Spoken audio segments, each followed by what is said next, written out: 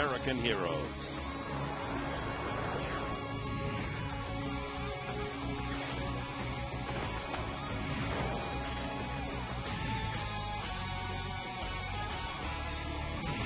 Oh, would I love to live there someday? Wait a minute, I do. It's San Diego, and what a Sunday we have for you on this Memorial Day weekend. Military Sunday at Petco Park as the Washington Nationals and San Diego Padres complete this three-game series.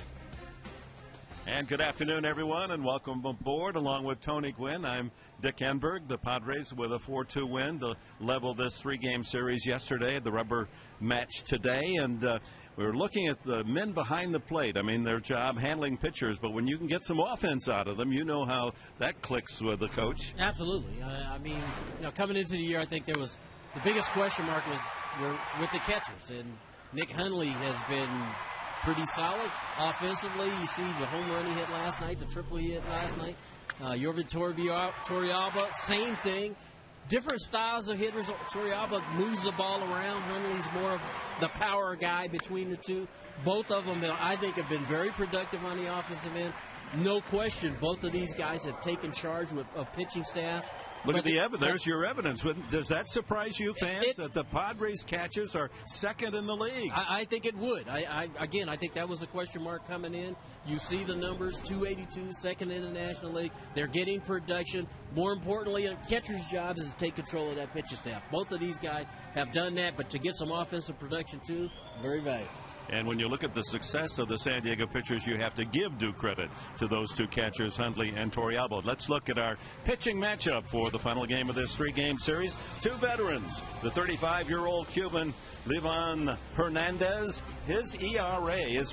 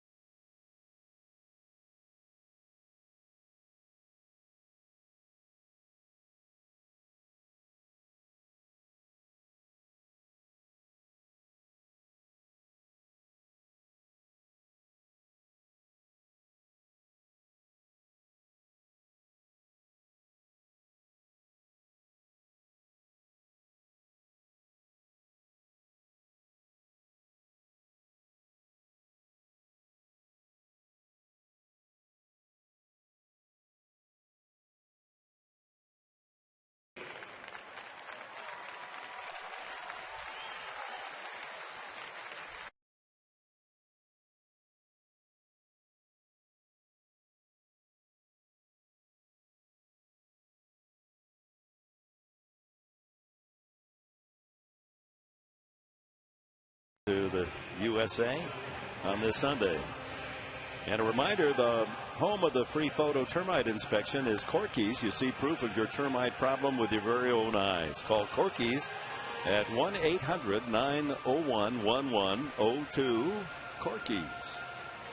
This is a nice touch here as the 9 members of the military assume the pregame positions of the 9 starting defensive players for the Padres. And the Padres will come out of the dugout as they're introduced and shake hands with each of the men from the military on these special Sundays, as the Padres, as always, saluting the military, men and women. And this Memorial Day weekend, a reminder that we do honor the men and women who have sacrificed their lives in protecting and honoring the United States. And here come the Padres defensively onto the field.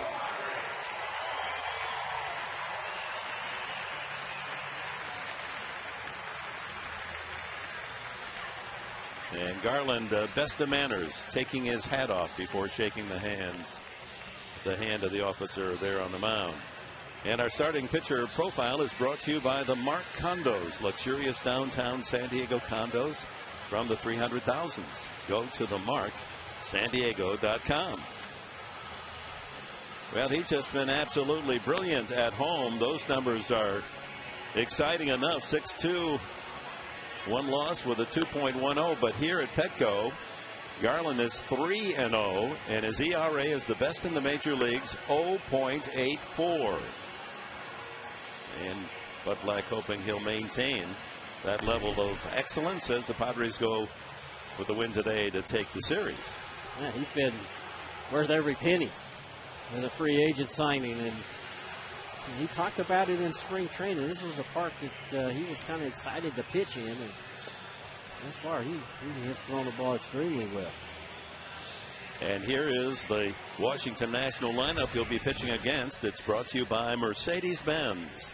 Niger Morgan leads it off. Adam Kennedy. Then Ryan Zimmerman, the power in the middle. First baseman Adam Dunn. Josh Willingham, the big 3-run home run to win it for Washington on Friday night. Ian Desmond back in the lineup. He had a solo shot Friday. Roger Bernardino in right. Will Nieves behind the plate. And Livan Hernandez, the pitcher. They have 9 hitters with Hernandez on the mound. He's got a lifetime average of 225 with 9 home runs.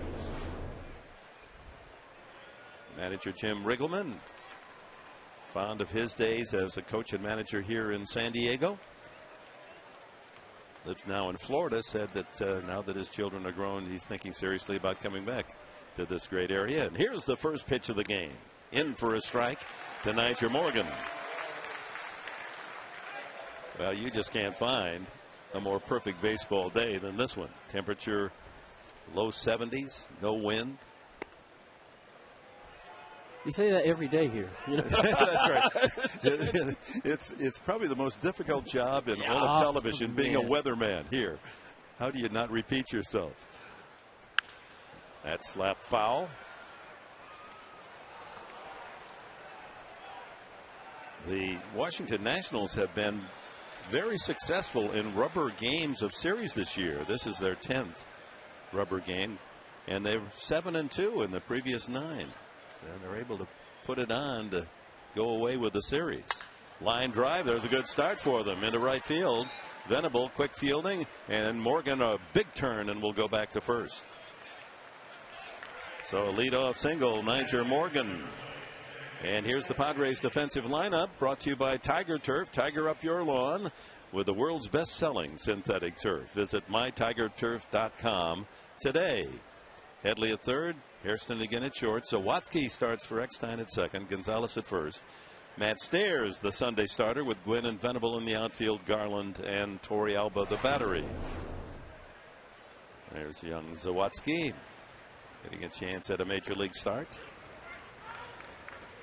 Scott Hairston, by the way, ever improving, and he's about to go out to Lake Elsinore rehab, and it's conceivable that that home run bat will be back in the lineup before the Padres leave town for their next road trip. He was taking BP yesterday, early BP with Kyle Blanks, both of them swinging the bat pretty well. Hairston's a little bit ahead of Kyle, but both are antsy and want to get back in there. Kennedy, an RBI single yesterday. 90-mile-an-hour fastball. I'm sorry, Dick Padres have done a good job of keeping Niger Morgan off the bases the first 2 games, but he's at first base after a base hit, and he's looking to run. 9 steals so far this year, tops on the club. And with a man on first base, Garland's pattern is to slow it way down. And his defense in being deliberate is that there's no clock in baseball. Right. That's one of the charms of this game. I'm going to use my time. Most base runners don't like to wait. Most hitters don't like to wait. And that's really a good strategy, especially with a guy like Morgan on first base now, because he's looking to run. Kennedy's a guy that can, if you handle the bat, and you want to try to throw that timing off for both of them. There he goes. Grounded right back to the mound. Garland goes to second. He gets him there, and the flip to first for the double play. A bold move by Garland with a runner going. He's made up his mind. He was firing to second. And the Padres get an inning starting double play. It goes 1-6-3. I think you got to give Jerry Hairston a lot of credit on that play, because the ground ball goes back to Garland, and as you see, Morgan's going head first in the second base. So Hairston got to the bag as if it was going to be a steal, and Morgan never looks. He goes head first in the second base, and Hairston's able to turn the double play. Turned it easily. Ryan Zimmerman, the third baseman, the Nationals' most valuable player a year ago, Gold Glove and Silver Bat Award winner in the National League at third base. And he fouls that back. 0-2 the count.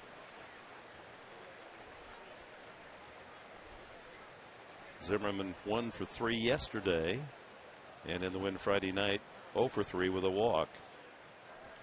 Thus far, Padre pitching able to keep him in check. His hit was a broken bat single to right. There's not a whole lot of hits out there for the opposition. I mean, Padres pitching has been tremendous. And when you come to San Diego now, you're really going to have to concentrate and fight in order to have some success. Day game, though, the ball will fly, much more so than at night. Don't have that heavy coastal air. Hardly a whisper of a breeze today.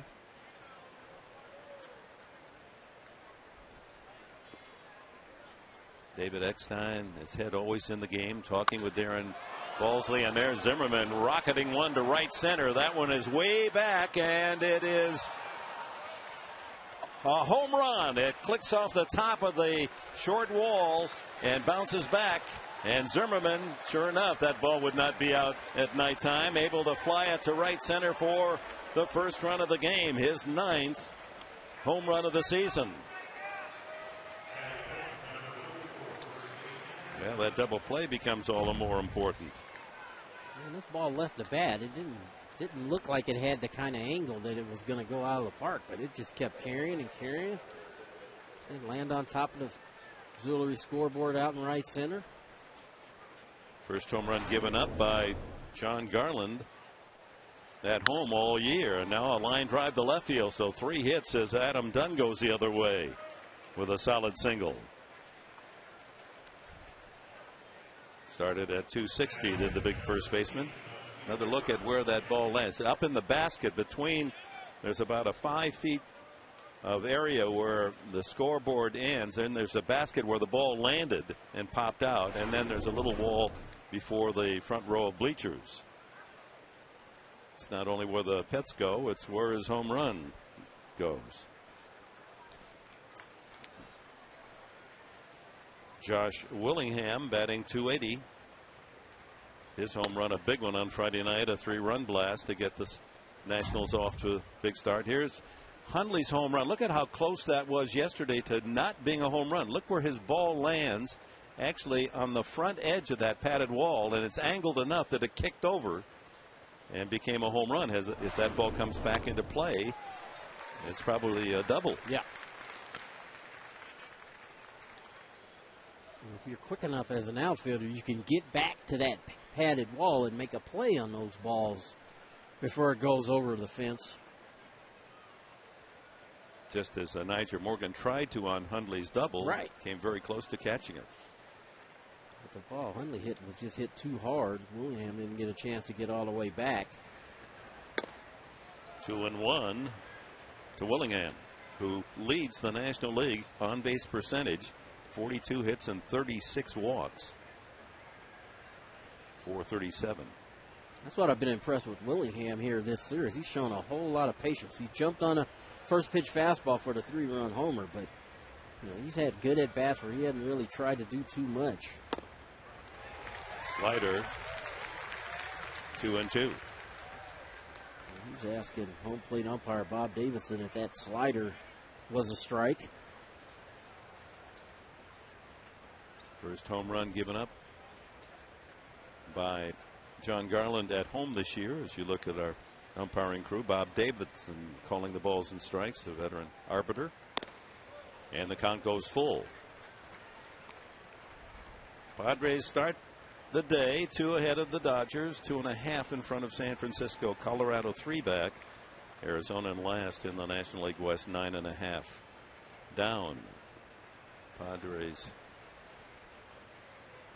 trying to secure first place going into June. There goes the runner, and it's not a strike 3 as the appeal made to first, and umpire Marquez says no, he did not go around. So another walk for Willingham, 37. That's among the major league leaders.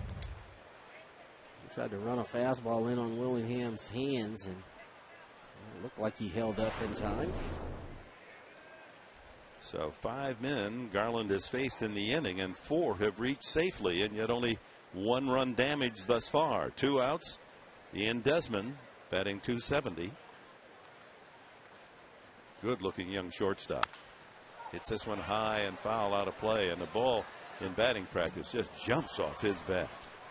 Well, there's a few guys on that Nationals team. I mean, we talked about Zimmerman, Dunn, and Willingham, but Bernardina's coming on as a young hitter. Desmond, they like a whole lot. He's got power to all fields. He can run. They list him at 6'2". He seems much taller and bigger.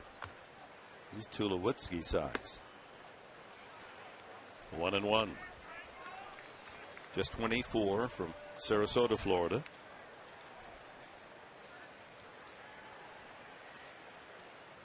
It is 4th home run Friday night.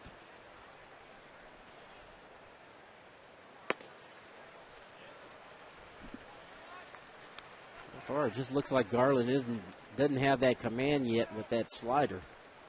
Pitch count up to 22 already. That slider or cutter that he's throwing, that's the pitch that a lot of right-hand hitters will chase. Swing and a miss.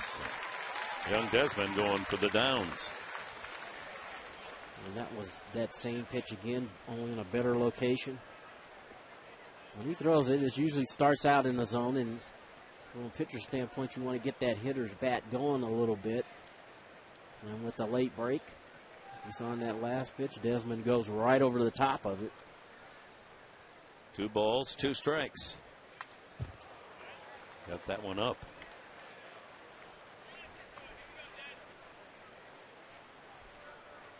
Dunn at second, Willingham at first.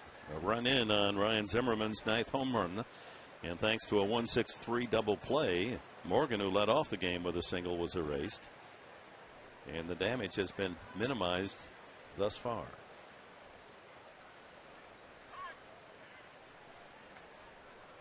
Roger Bernardino, the left-handed hitting right fielder, is on deck.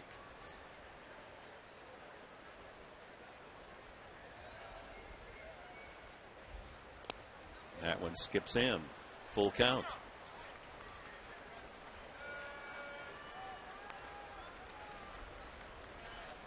A big pitch coming up, and Garland's taking his time, pondering just what he wants to throw to the dangerous young Desmond. I think you're right. The double play has been huge in this inning. Balls have been hit pretty good. The runners go, and they swung on and missed. Strike three. A run on 3 hits and 2 left for the Nationals.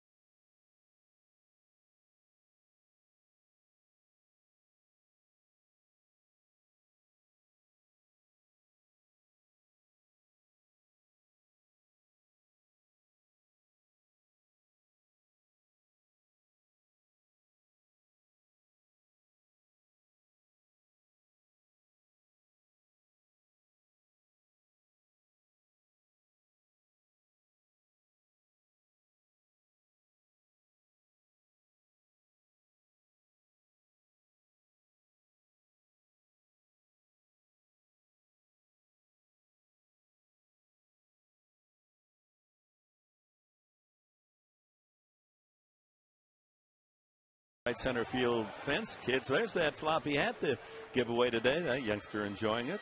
This SAP telecast brought to you by Carl's Jr. Get more fruit in your diet with a Hawaiian teriyaki chicken sandwich. We have the 35-year-old veteran Cuban, Livan Hernandez. He has a variety of pitches, speeds, angles. You're going to see a little bit of everything from this big right-hander. And that starting pitcher profile is brought to you by the all-new Cadillac SRX, the Cadillac of crossovers. You're right, Dick. They're going to be tested today. You're going to have to be patient against Livan. He's going to change speeds. He'll throw his fastball, but he'll take a little off, add a little on. That ball hit well by Venable to left field, but Willingham is there for the first out. And a look at the Padres lineup brought to you by Alpine Rock and Block. Start your next backyard project with Alpine Rock and Block. Venable flies out. Jerry Hairston comes up. Adrian Gonzalez and Chase Headley. Matt Stayers becoming the Sunday starter. He's in left field. Yorvi Torrealba behind the plate. Gwynn hits 7th. Zawadzki in the 8th slot. And John Garland on the mound. 4 home runs for Gonzalez against the man he faces today, Hernandez.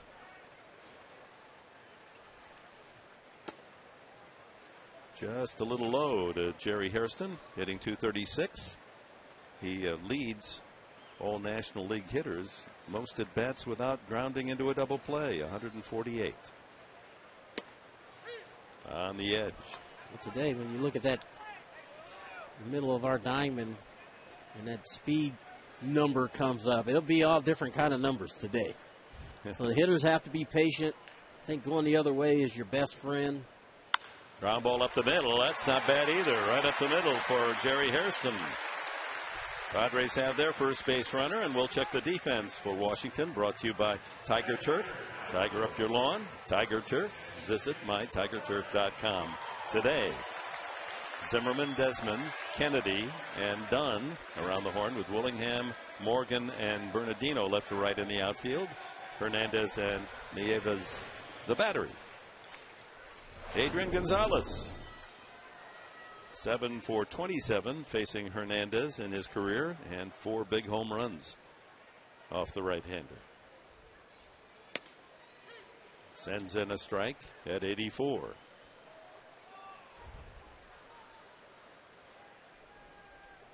Well, did you tell yourself when you faced these crafty veterans that just try everything to get you out. Don't have overpowering stuff anymore.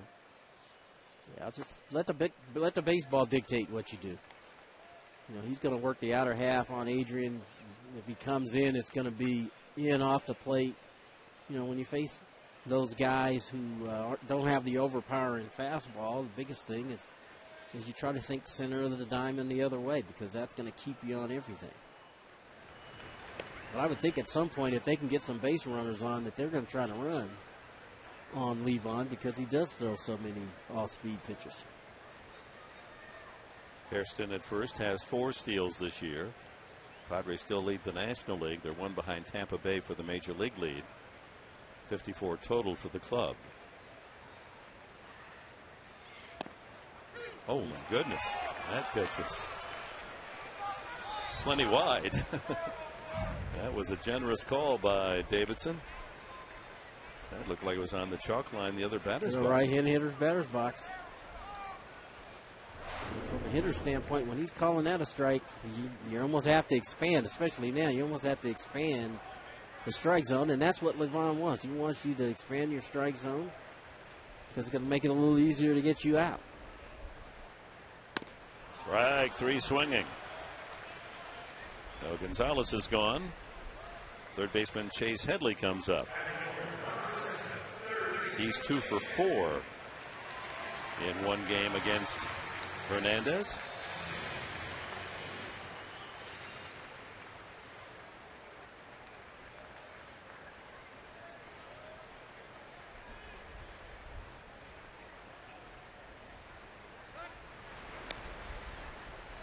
One of the points we did not make in our opening, talking about the combined offensive effort of the catchers for the Padres with Torrealba on deck, is the fact that Hundley and Torrealba together have 28 RBIs. That equals the catcher position with first baseman Adrian Gonzalez. Tops on the club with 28. Oh, he's going to give you that outside corner. It's going to be a pitcher's afternoon. I agree on both sides. And, you know, I'm not one normally to, you know, if he's calling it a strike and you know it's a strike, okay, you make an adjustment, figure out a way to cover that. Big outside target by Nieves, and that one fouled back.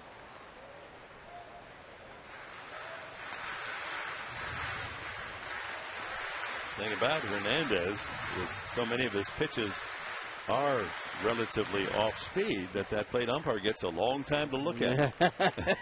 Yeah.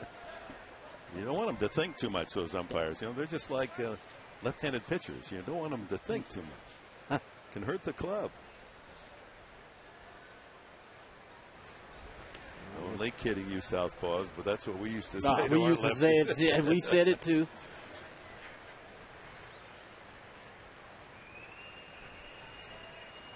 Jerry Hairston Jr. has increased that lead over at first base.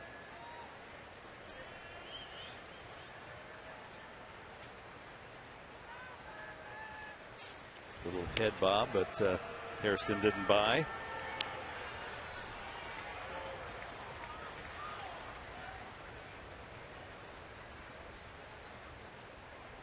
Hernandez has had solid success against San Diego in his career, 12-7, but not here at Petco, where he's never won. 0-5.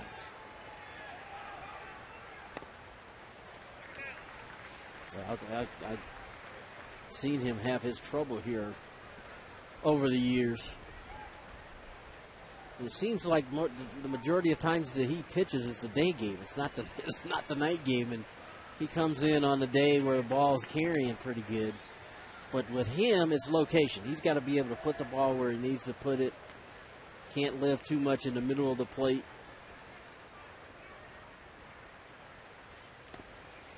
That one in the dirt. 2-2. So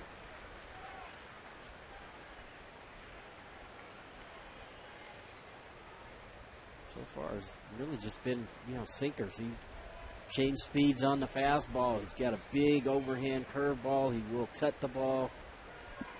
You've seen his inside out ball where he tries to nip off the outside corners against left-handers. And he's got a big, slow curveball that he hadn't thrown yet, but before this afternoon is over. I'm sure he will. 2-2 to Headley. There goes the runner, and the ball is foul. Out in front of that pitch was Headley. Hairston had a good jump. He did. He had a great jump.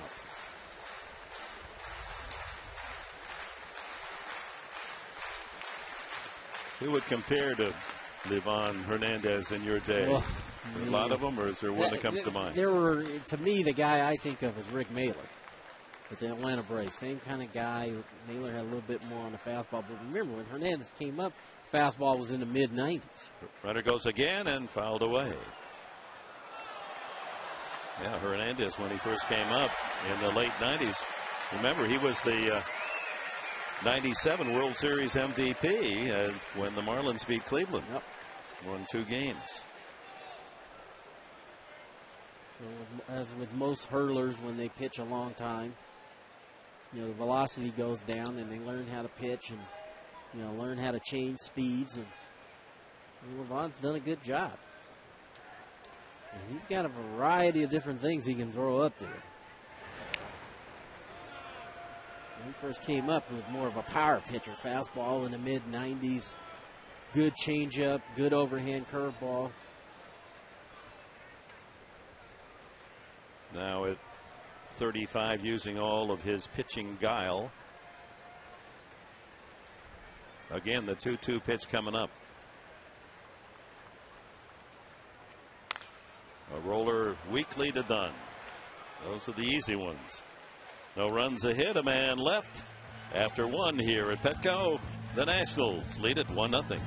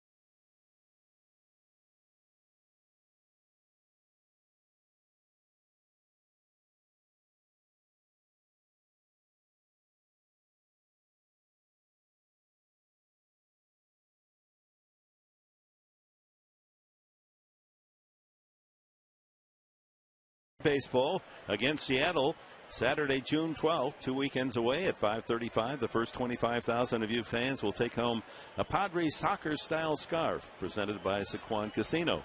Visit Padres.com. Get your early tickets. Padres Mariners Saturday, June 12th. First pitch is a strike to Roger Bernardina, the lanky right fielder, hitting .253.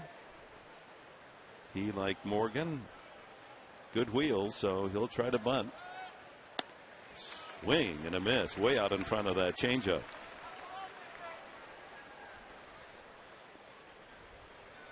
Bottom third of the order, Bernardina, then Nieves and Hernandez in the second. 2 strikes on Bernardina. And we should note that John Garland is now sitting on 999 career strikeouts. His next strikeout will put him with 48 active pitchers who have hit the 1,000 strikeout mark. Although that's never been his aim. He's the first to make that comment. Now it goes to 3-2. He wants early outs. Yeah, that's what I was going to say. Get him out on one pitch. That's what he wants to do. He's a control guy who's right around the plate. Ripped to the right side. Diving stop. Sawatsky, and he throws him out. What in the world of David Eckstein's going on out there? Lance Sawatsky. Sawatsky laying out, making a great play, and almost couldn't get a grip on it to throw it, but regrips. Strong throw to Adrian at first base and makes the play. All right. Nice play by the youngster.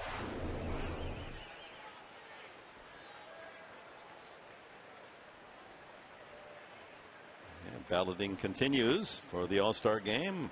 Remember, you can vote often. It's your favorite Padre on that ballot. First pitch, a strike to Nieves.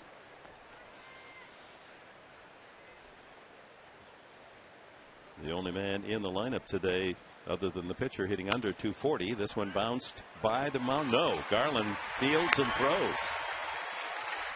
Going down that slippery back slope. Not an easy play because you've got to keep your balance as you watch that ball. Did a nice job of maneuvering around that pitching mound.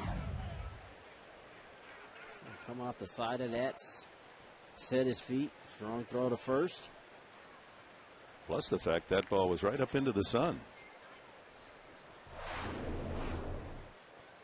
2 quick outs here in the second. Here's Hernandez. As you said, this year he's 2 for 18, but lifetime 225 average. He has 75 hits. Check that, 75 runs batted in. And 9 home runs. But just a comebacker as he and Garland jog toward first, and Garland wins the race. A 1-2-3 inning. We go to the bottom of the second. It'll be Stairs, Torrealba, and Gwynn.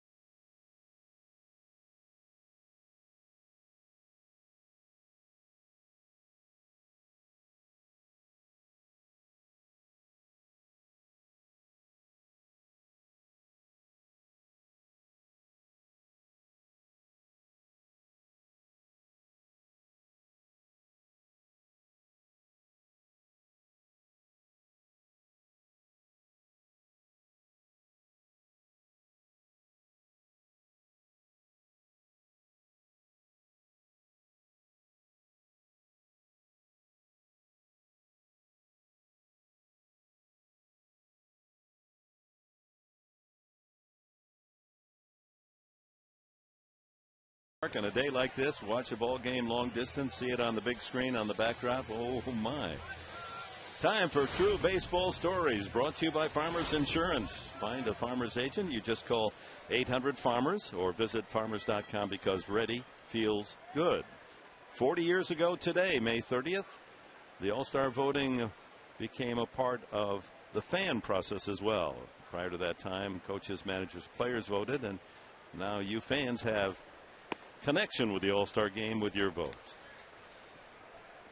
I think they should. It's their game. Matt Stairs hitting 179. Padres in the lineup have 2 179 hitters and a 182 down the bottom of the lineup. Bud Black hoping some of the men with the sticks can get it going. That ball hit well down the left field line. If it's fair, it's trouble. It is a foul ball. Just missed. 2-base hit or better. Had a lot of slice on it. That's what Levon will do. I mean, that ball was elevated. Stairs didn't try to pull it, tried to go with it. You see, just to the left of the line. Tim Tashida right there to take a good eyeball to make the call.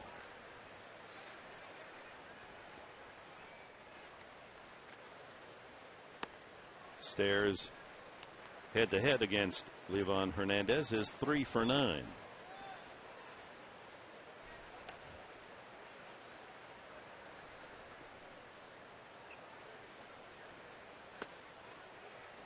Full count.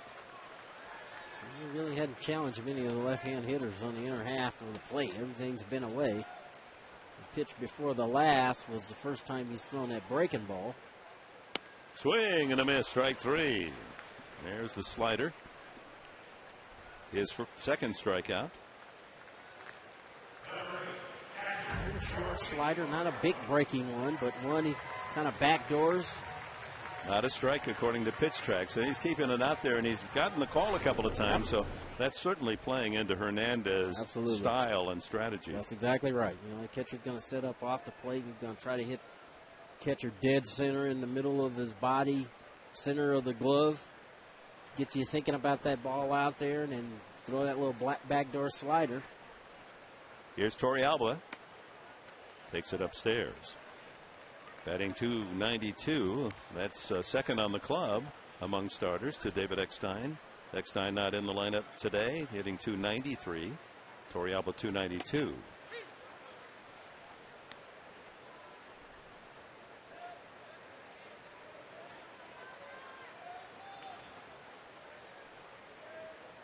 He said he really is up there, especially at Petco, just trying to hit a low line drive.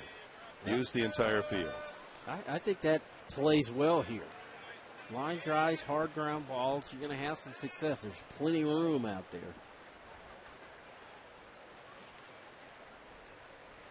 That ball, he just reaches out and loops it into right field for a base hit. He is an impressive 2-strike hitter. That's survival of the fittest right there. Little breaking ball out in front. Stays back enough, though. You see him serve this ball in right field. Didn't try to overpower it. Made a good pitch, and he just flipped it in the right center field for a base hit.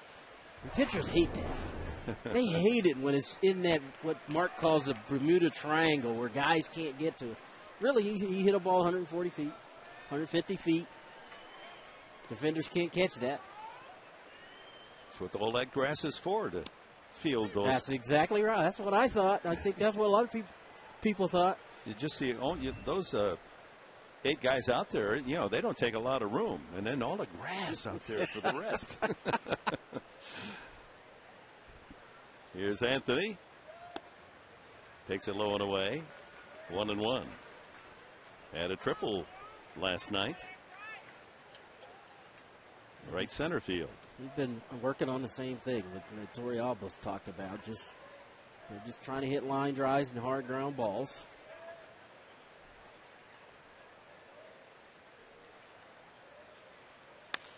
This one's hit, but it's right at the left fielder, Willingham, for the second out. Talk about using the whole field. It reminds me of Andre Agassi in tennis, and one of his opponents complaining after a match in which Agassi ran him off the court, saying, I mean, you're good enough. Do you have, you hit all the lines. No wonder when you hit all the lines. And Agassi's answer was, that's why they're there. That's exactly right. Yeah. For me to hit. You like to have fielders who could cover a lot of ground, but it's a lot of ground to cover. Here's Zawatsky. He's 2 for 11 with a double since called to the big club from Portland. This is his second trip.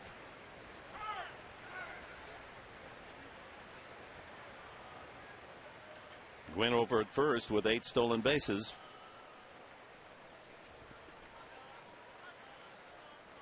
Or rather, Torrealba. Popped up by Zawatsky, and the shortstop calls off Zimmerman, but he says, no, I'm bigger than you. I'm going to take it myself. So Zawadzki pops to third. No runs, a hit, another man left for San Diego. 1-0 Washington.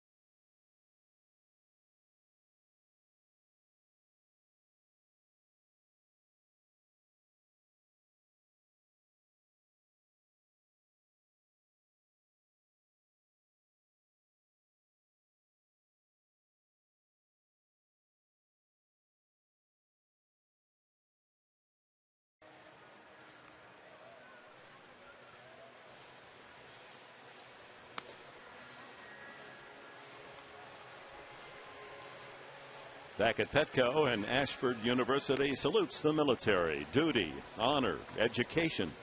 Ashford University, supporting our military. Biggest military population in the nation. And San Diego throughout the year, the special logo, military logo, each Sunday, Military Sunday. Top of the order, Morgan, Kennedy, and Zimmerman for Washington.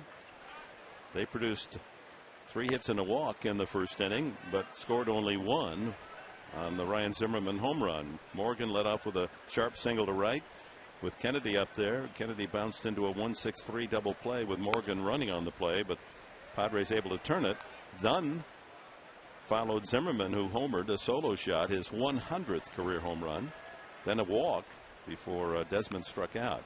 Another bunt try by Morgan that goes into the crowd.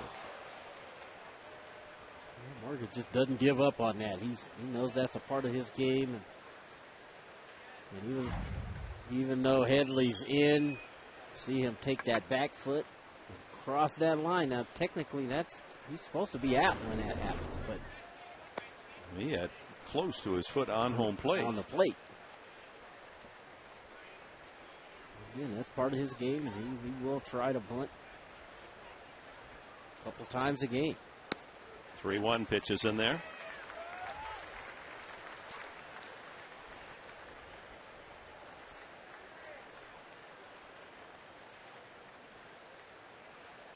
Ground ball, Zawadzki. Gonzalez, 1 away.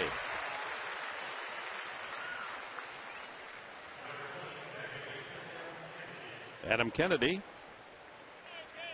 bounced back to the mound on a hit and run or run and hit, and developed into a double play only because of Garland's fast fielding.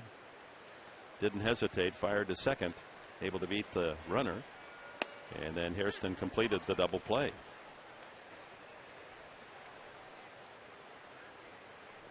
Well, the Nationals are at 25-25 on the year. Ground ball to Gonzalez. He'll take it himself. 2 away. And it's interesting that this is the 14th time this year they've been at 500. You know, as they're going up, not leaving it far to go down or ahead. So 14 times at 500. The other 13 times, the next game, they're 10-3 for Jim Riggleman. Watch out today. Yeah. Well, that's a pattern. I think it's a pattern the other way. Then after they get one game over, and it goes the other way, probably 3-10. Very good point. Because they're getting a chance to play that game over at 500. Zimmerman with a home run to right field the last time up for the only run of the game. 1-1. So he and Ryan Braun, two of Ryans that were drafted in the same year, 05, two outstanding players. Braun has 111 home runs, and now Zimmerman with 100 tops out of that class. University of Virginia. We talked about it already. He's just starting to come into his own. Ground ball jammed. Hairston across. And that's the kind of inning Garland treasures. 3 ground ball outs, 6 in a row on the ground. Still 1-0.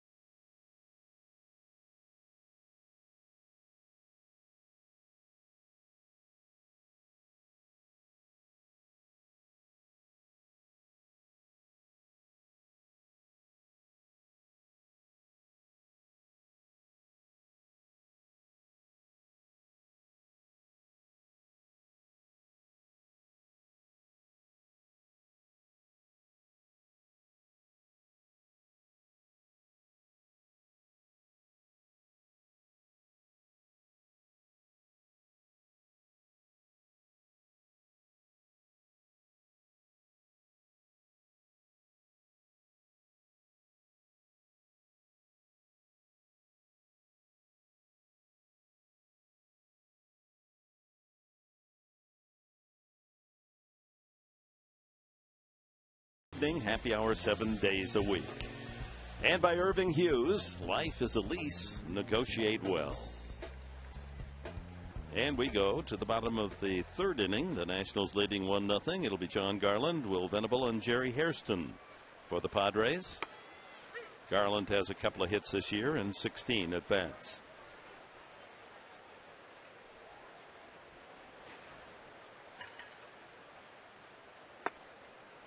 Garland, one of 3 Padres in the lineup today with a World Series ring, along with Matt Stairs and Jerry Hairston, and the 4th on the roster, of course, David Eckstein.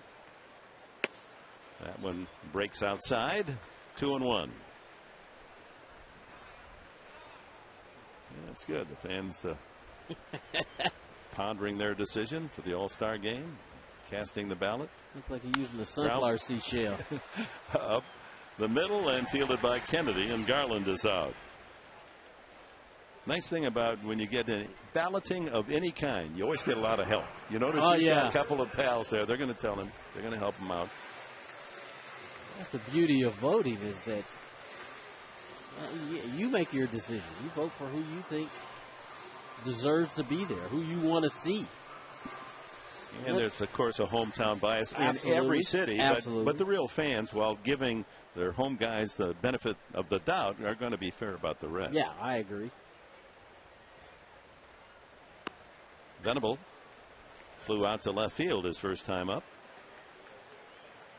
Based on the early results, an everyday ball player for the Padres probably not going to make the All-Star game. It'll be a manager selection, but you have to think there'll be a couple, 3 pitchers selected. Yeah. Well, it's early. You know, you still have a month and a half before we get to the All-Star game. And Padre fans led the league in total ballots last year. 2-1 to Venable, and again Hernandez working on that outside corner plus. plus. There it is out there again, 2-2. The hitters are so conscious of getting beat inside, and it's real hard to just stick your eyeballs out over the plate and look for something out there because you're always worried about that one that you might get inside. But we talked about it before. He's not going to blow you away with the fastball. So that ball hit high in the air. Morgan fighting the sun, and makes the catch. High sky. 2 away as Hernandez has now retired the last 4. And Jerry Hairston, one of the 2 singles off the right-hander, up the middle back in the first. Well, the Mets come to town tomorrow night, Monday night, Tuesday night, and Wednesday afternoon to complete this 9-game homestand. Kevin Correa will be on the mound for San Diego. Hisanori Takahashi, 4-1 for New York. Bunted in the air, and the catcher makes the play. Nieves. As Hairston tries to bunt his way on unsuccessfully. 1-2-3 the story in the third.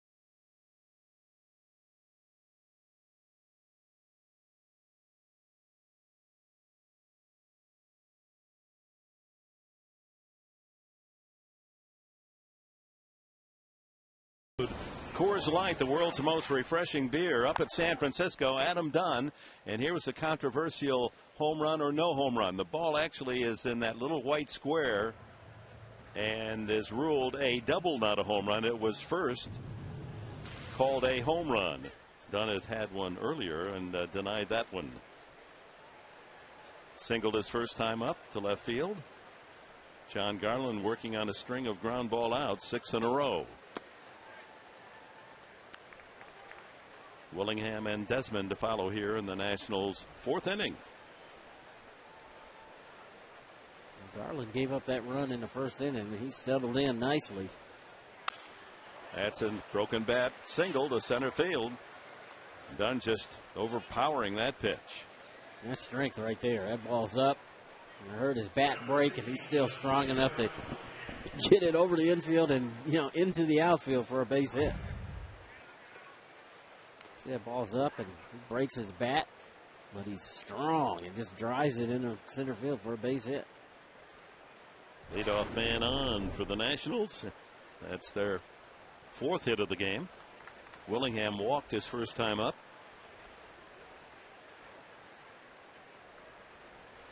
.409 on a good little hitting streak last 7 games.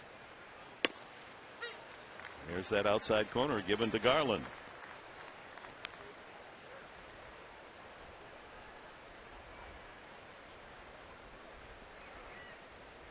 Well, the excitement around Steven Strasburg continues in the national camp. Pitched last night. And for the first time gave up a home run as a professional. He allowed 3 runs, 6 hits, and a couple of walks in 5 innings. He's been so perfect, that sounds like, boy, what a disaster. I know. I was telling people last night, that's good. That's good. It shows he's human. 1-1 outside. Word is that he'll pitch one more game with the Syracuse Farm Club and then come up early in June to debut as a major leaguer. They're already selling all of the merchandise with his name and number on it. They were talking about that yesterday. Breaking ball, 2-2. His teammates are looking forward to getting him because they think he's going to make them better. We talked about them being, at 500, hadn't been able to push it over 500. A lot of the players feel like, he's going to be a guy that helps them get to, where they want to go. 2-2 pitch. Chop foul. Mark Ziegler in the UT had a nice column, a front page column about Strasburg and some of the nicknames. One of them now is Strassosphere. He pitches in the Strassosphere. The other one that they're already planning on selling, or they are in Syracuse, Strasberry smoothies. Now, I had to admit I was guilty of that. We had Strasburg Friday nights and did some things. Swing and a miss. Strike 3. Willingham becomes the 1,000th strikeout victim of John Garland. Just a good fastball, outer half of the plate. Willingham goes through it. What was his nickname, Strasburg, at State? Did he have one? He really didn't have one. We call him. I called him Strassi. And there's one chopped to third. Headley short hops, gets a play at second, but no chance for a double play. Desmond safe on the fielder's choice. 5-4. Well, you're so polite, Tony, and observing you through the years, and respect for managers. And remember, you couldn't get it out of your mouth to call Ted Williams Ted. It was always Mr. Williams. With your respect for Strasburg, I wouldn't be surprised you called him Mr. Strasburg. No, I didn't go that far. But, it's funny. It's because this hype has started last year at San Diego State. And there are people now who just expect him to, come up and dominate Major League Baseball. And I'm going to tell you now, that's not going to happen. These are the best hitters in the world. And that's why I said good that he had some failure yesterday. He hadn't experienced a whole lot, which is why they wanted him to go to the minor leagues in the first place. Almost got him leaning that time. Desmond just back in time. Quick move by Garland. Well, that's a good swipe tag by it is. Gonzalez, isn't it? Barely got in there. That's a real close play right there. Desmond doesn't have that big a lead either. Remember, Bernardino, the first time up, was robbed of a hit on a diving play out on the grass by second baseman Lance Sawatsky. 1-0. Nationals lead it here at Petco on this beautiful sunny Sunday in San Diego. 2 outs here in the 4th. 1-1. How did Strasburg react when he did have that occasion when he didn't pitch that well for you at San Diego State? And we talked about it yesterday. His worst start of the year was the game we had at Petco last year against UC Davis. He only went 5 innings or 6 innings. I think he struck out 3 or 4. And when he has adversity, he's very aware, when he makes mistakes, because he's able to pick those things up. And fouled away, 1-2. I don't think there's no doubt in my mind that he's going to be successful. But, the big leagues is still the big leagues. And you got the best hitters in the world playing in this league. and you still have to go out there on the mound and execute. And it's going to be him learning the hitters learning him. I expect him to have some success, but with that success, there's going to be days where he has some failure too, where guys hit the ball hard off of him. But this expectation, I think, on a lot of people of him coming up here and just absolutely dominating, I'm a hitter. I don't see that happening. I think he will be successful and get to the point where he could be one of those dominant guys, but he's going to have to learn how to do that. And I'm confident that he has the ability to do that. Ooh, just missed with that breaking ball. Curveball, 2-2. Well, that's in part, not totally, but in part why the Nationals wanted him to go down, get minor league experience, and he's been outstanding, but it's still experience, and he's now at the AAA level.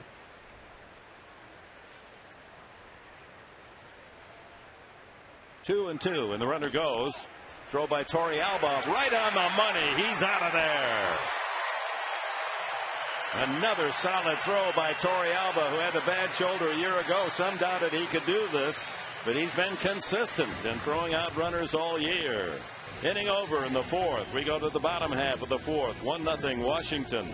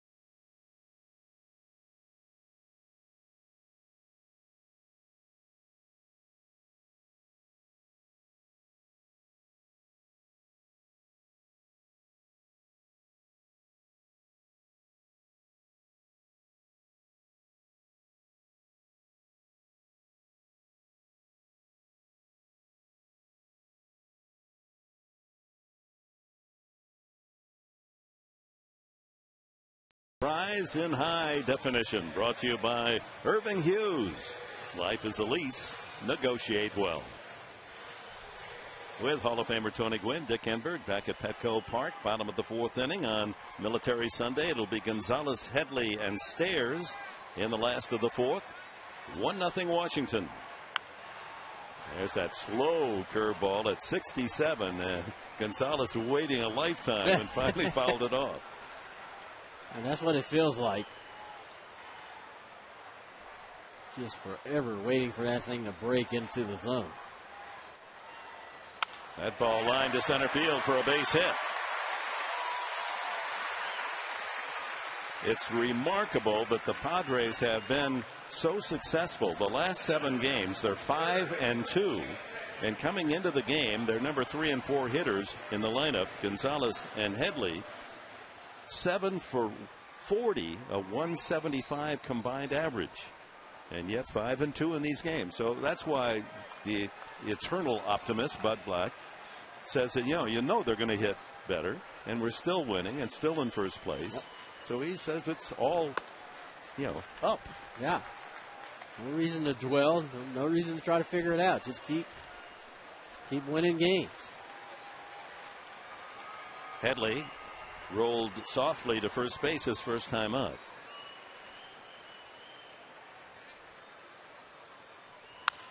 Fly ball left field. Willingham out there waiting for it to come down. First out. here in the fourth. Matt Stairs flirted with a double into the left field corner his first time up before he struck out.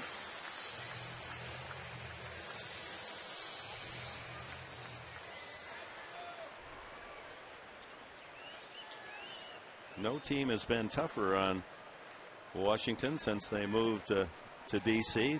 than the Padres. 24-8 San Diego success against this team.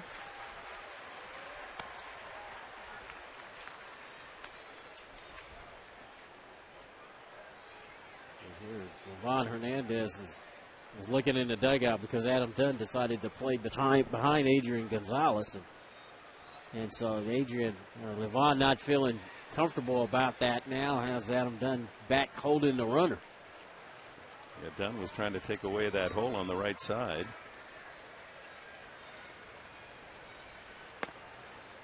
Over but low. Again, it goes into what you were talking about, Dick. Runs are at a premium right now for the Pods, and Ron very aware that even though Adrian doesn't run that well, doesn't want to give him a free shot. It's still in a bag. Wave and a miss. Again, he took speed off. 2-0 count, figuring that Stairs was looking for something with a little velocity on it. Goes the other way. You almost have to think backwards with Hernandez out there. That would be the best description. Low again, 3-1. One out. Gonzalez at first. There's Nick Hundley. Ted Simmons maybe talking a little catching. The educational process goes on constantly, whether you're in the game or in the dugout. 3-1. Line drive, base hit, left center field. Gonzalez is going to make it to third. Turned by Stairs, and he will hold halfway to second base on a long single. And the Padres threaten here in the fourth. Nice job right there. Stairs had the count, didn't try to pull this ball, went with it, drove it into left center field. Let's see, that ball is down. He goes down and gets it. Wasn't really a strike either, but still drives it into left center field. Adrian able to get all the way to third base. Stairs with a big turn going around first. If that throw would have gone to third, he could have continued on in the second, but Padres first opportunity of the day. Torrealba sent a soft single between Kennedy, the second baseman, Bernardino, the right fielder, and Morgan, the center fielder. First time up. Ball one. Infield playing back. Gambling for the double play. Will concede the run. 1-0 Washington here in the fourth. Torrealba trying to get the Pods on the board.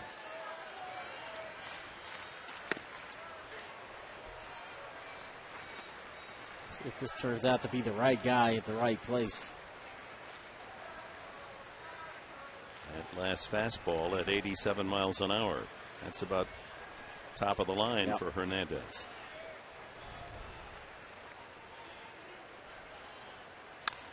Out of play. And now Torrealba has Hernandez right where he wants him. Down on the count, 1-2. Well, he took a shot at right field right there. That was a ball that a bit down in the zone. He tried to hit that ball to right field. Other action, Arizona and San Francisco are tied at 2 in the fourth, and the Dodgers lead Colorado 3-2 in the sixth. National League West. 1-2 coming up.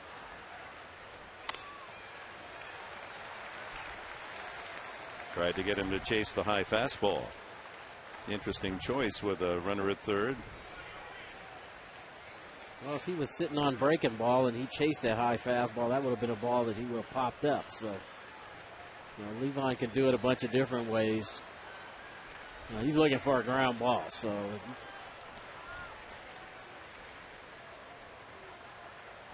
ground ball right side. A diving stop by Kennedy saves the base hit, but the run scores. 1-1 as Torrealba gets the man home from third. Gonzalez tying it up. Torrey Alba's 14th RBI. That's what you call a good out right there. He didn't deviate from his plan. He was looking for something to hit the other way. And even with 2 strikes, he still hit this ball sharply enough. See him lunge out there. But Kennedy had to dive to catch the ball, and his only play was the first base. So he gets the run home and moves Stairs into scoring position. Here's Tony Gwynn, a chance for the lead for San Diego. Strike 1.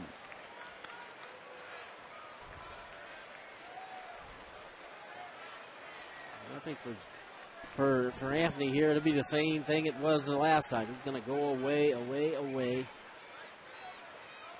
Maybe mix in that slow breaking ball, but he's getting so much of that outside part of the plate. That one line to left. Here comes Willingham, and he can't get there. Around third comes Stairs to the plate. He scores. Gwynn to second. 2-1 San Diego.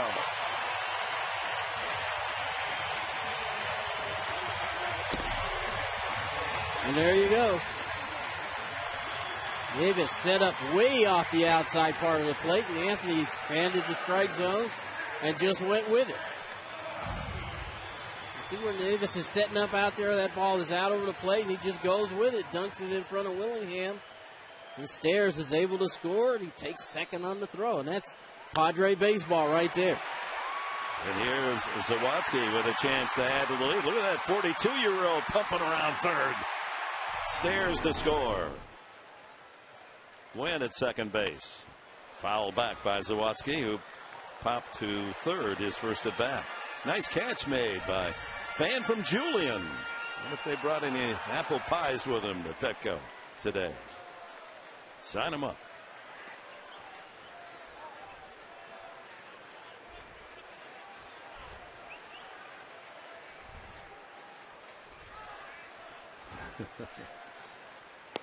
Oh, a wave and a miss. Zawadzki saying some deliveries this afternoon that he probably hasn't eyeballed before. Well, I'm sure these guys have talked about it. They were talking about it in the clubhouse today. Hernandez is going to go off, outside part of the plate. You've got to be willing to go the other way. We've seen it work twice here to drive in runs. Stairs going to left center and Gwynn to left for the 2 singles that have set up the inning. It started with Gonzalez single up the middle. Headley flew out to left. Stairs to left center moved Gonzalez over to third. He scored on the ground out by Torrey Alba to tie it, and Gwynn's single has given the Padres a 2-1 lead. 1-2 coming up. Outside, and that pitch had been called a strike a couple of times earlier today. 2-2. Sometimes it's amazing the tenacity of pitchers. They just will not give in. They are not going to lay something in the middle of the plate. He's going to keep trying to nip that outside corner off all day long. He is not going to make a mistake in the middle of the plate. That one looped behind second. Could be trouble, falling in a hurry, and it is caught by Kennedy. Adam Kennedy has made a couple of outstanding plays today. That denied the Padres a third run, but they get 2 on 3 hits and lead it 2-1.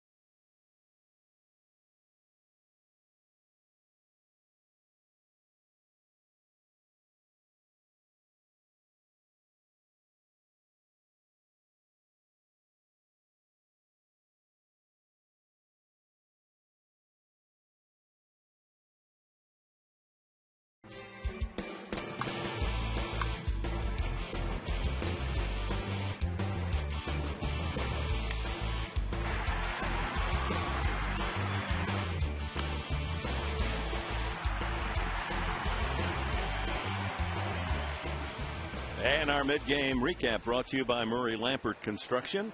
Home remodeling to fit your needs and your budget with a Murray Lampert Construction Design Build package. Visit murraylampert.com.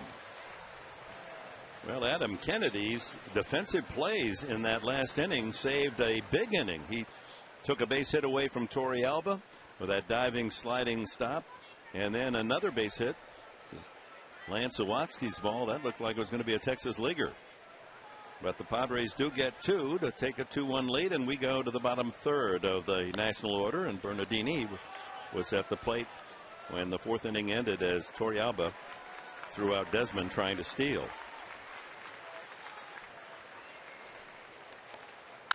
Ground ball, Sawatsky.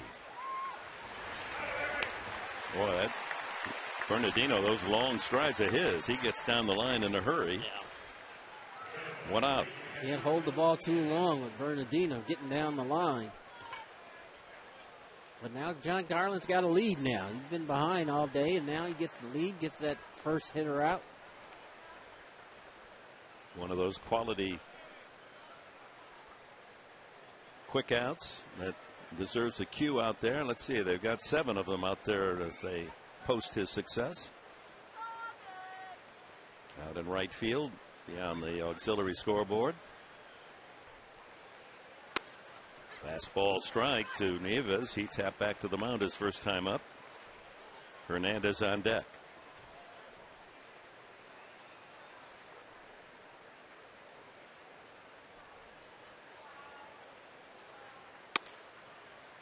Just an absolutely brilliant Sunday here, San Diego.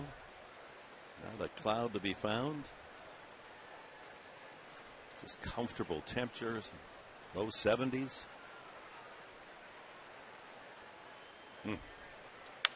Grounded to third. Headley with a one-hand stab, and he takes a hit away from Nieves. Good play.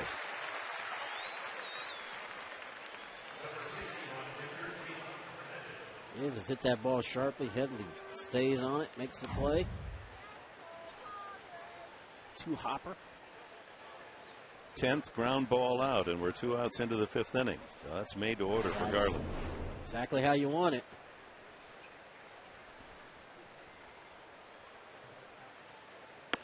First pitch to Hernandez. Watch out, he play a little cat and mouse, takes that one all away, and then hopes with one swing he can tie it up with his 10th career home run. Chops it, however. Hairston, the shortstop, and the inning over. Another ground ball out. Garland smoothly working forward. Halfway mark in this one, 4.5 in the books. It's 2-1 San Diego.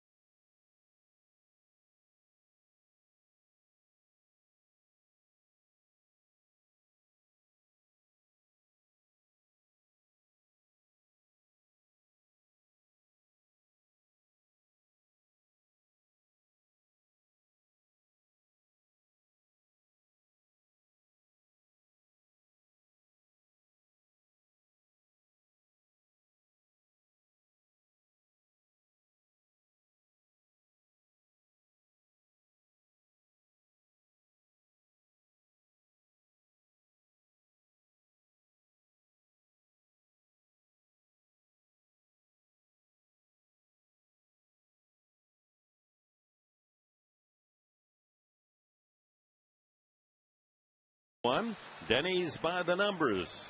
2468 value by Denny's. Fine menu. Try 16 different value meals all day, every day. And our 2468 by the numbers. Padres 24-8 in the series against the Nationals since they moved to D.C. That's the best record of any major league team. Percentage wins against the Nationals. Yeah, there's the captain of the ship on Military Day, Buddy Black. Yeah, I love win or lose, as post game you listen to those on the radio going home, and Buddy puts a positive spin on everything. That's what you got to do in today's be a manager today, and the players respond to him. There's a push bunt try. Well, we were talking before the game today. Nick Hundley had a pretty good night last night. You know, he's kind of wondering, hey, hit a home run, had a triple. Yeah, how did he spin that? He said, what I like better, Hundley contact at third, able to get a good break. We worked on that in spring training. But you don't get to third unless you hit that triple. Garland takes outside 1-1. You're right. He's just on top of everything and always positive, and talks to the players about their roles and what he expects. Garland loops one out over second. In comes Bernardini, and he's able to make the catch. Got a good break on that one. One out. But it's not just the players. It's the way he handles the media and fans. You observe him, and he's just nice to everybody. Yep. And some people, a guy like Black, let's say last year when they weren't winning the Padres. Well, he's not tough enough. He's got to get these guys going. Well, he's not mean enough. Well, you got to be who you are, and his style is classic positive. Yeah, it's a style that works really well when you're winning. Everybody just loves everything that he does when you're winning, and that's kind of how sports is. Ground ball sharply into right field for a base hit. Good sign. Venable, who's been on a strikeout rage, one of the leaders in the league, 5, hitting the ball on the nose today. A couple of fly ball outs, and now this 1-out single. This ball's supposed to be away, and it's the middle of the plate. And that's a ball you can pull. Middle of the plate. Got it. Hit it hard. Hit it sharply. Got a base hit. Hairston, a single in 2 trips. Tried to bunt his way on, fouled out to the catcher the last time.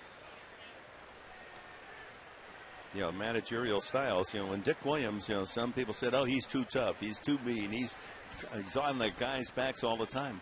Oh, but they loved him when he was winning. Absolutely. Got to see that firsthand. Yeah, when you're winning, it's excellent.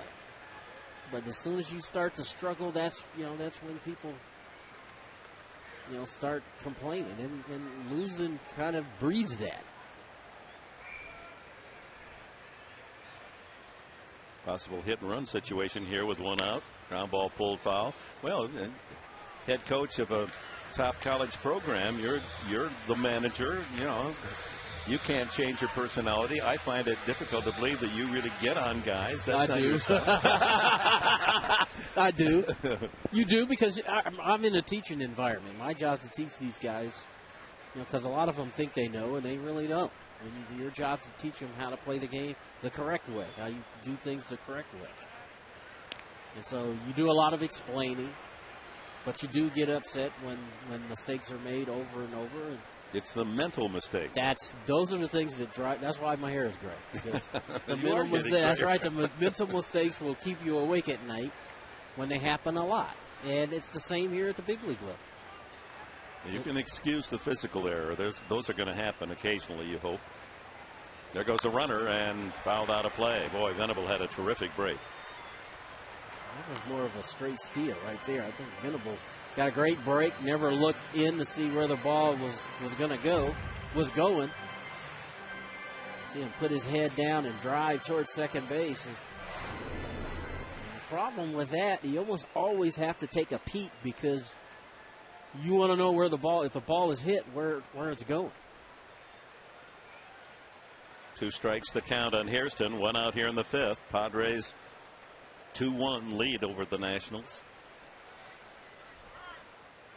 It's really exciting to see Will and Anthony and Hundley have the kind of success that they've had when they tried to run, because they worked on it all winter long. They set out cones and really worked on their technique.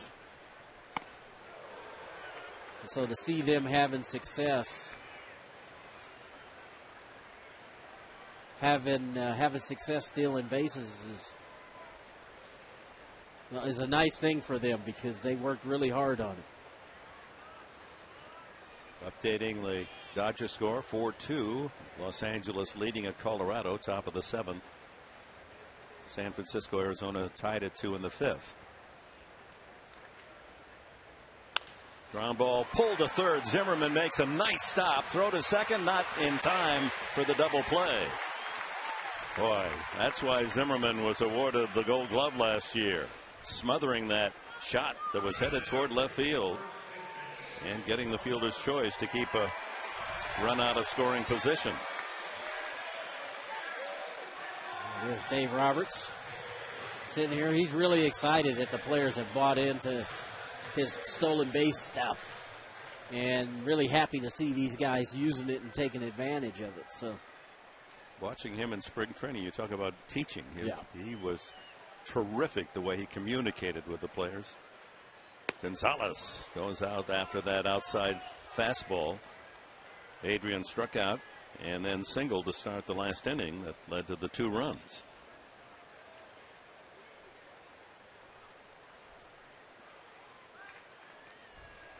And with 2 outs, you wonder whether Hairston will try to steal, because if he does, then they'll probably walk Gonzalez. Second baseman Kennedy is about 15 feet out on the grass. That's really close. Hairston has maximized his lead. A little bit of a flinch by Jerry here. You see he's leaning towards second base, but able to take that step and a dive back to first.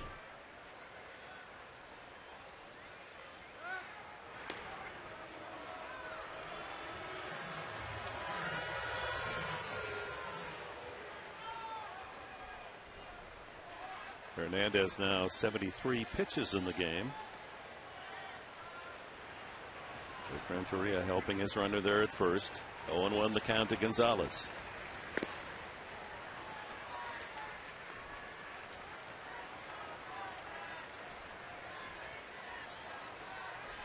Well, it would be a shock if Adrian Gonzalez with Hernandez on the mound gets anything middle of the plate in. If he does, it'll be a mistake. It's just not going to happen.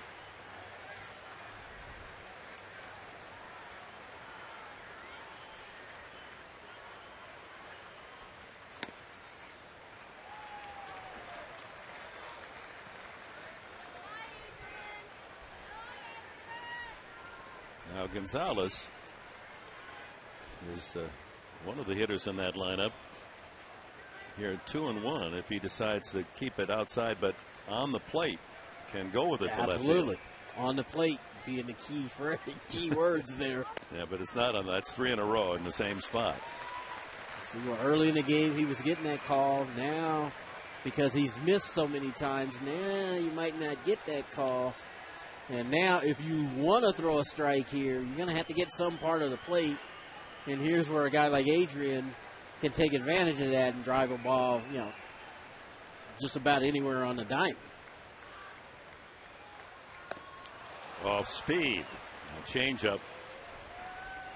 3-2. So Hairston will be off here with 2 outs. And that's where Hernandez can drive you crazy. He just steady diet of fastballs off the outer part of the plate. He comes back with a 3-1 changeup. Out of the strike zone. So full count to Gonzalez. That always intriguing battle. Pitcher, batter. Each trying to outwork, outthink the other.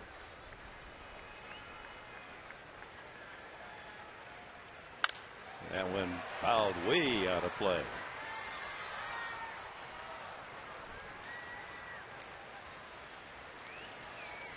Back to first goes Jerry Hairston. He'll take off 3-2, 2 outs. Chase Headley would be next.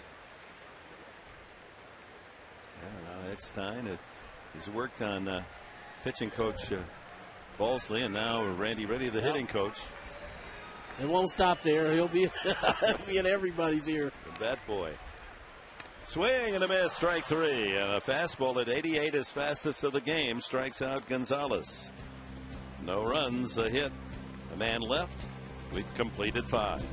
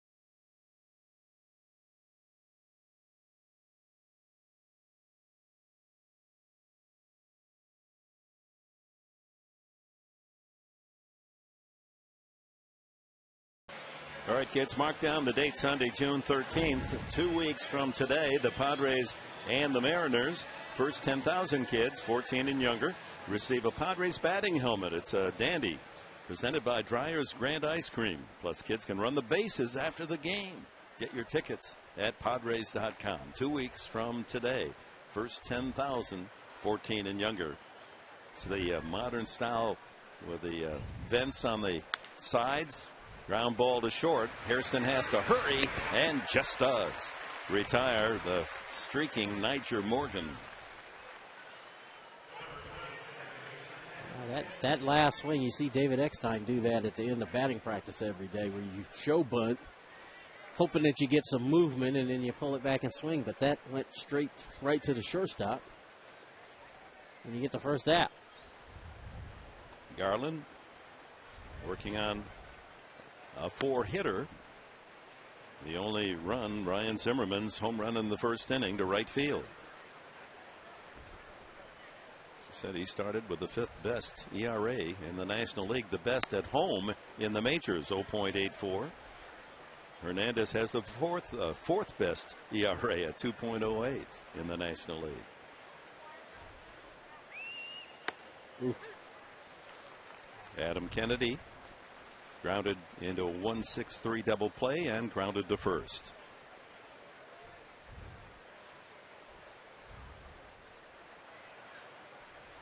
Back to the mound by Garland, but there's Hairston to back it up. I don't think Garland got a piece of it, but another ground ball out. 13 ground outs thrown up there by Garland. Padres scouting report right on the button. TV, you see that ball go past the pitcher's mound like that. It's usually up the middle and into center field, but Jerry Harrison Jr., playing almost right behind second base, is able to make the play, get the out. Ryan Zimmerman, his 9th home run to right field in the first. His 100th career home run at age 25. See Hairston cheating up the middle on that ball. Usually it goes past the pitcher like that. It's in the center field, but that played perfectly. Uh-oh, that one's drilled to left field way back, and Zimmerman will touch them all again. Goodness. Off the bat. That one was socked. So number 9 and number 10 for Zimmerman today, and the game is tied at 2. And Zimmerman homering off a man who gives up very few. In fact, had not given up a home run here at Petco all season. Well, ball's elevated. Torrealba wanted that ball a little bit more away than it ended up being. It's in the middle of the plate. First pitch to Dunn is fouled off. Dunn is 2 for 2. A line single to left and a looping single to right.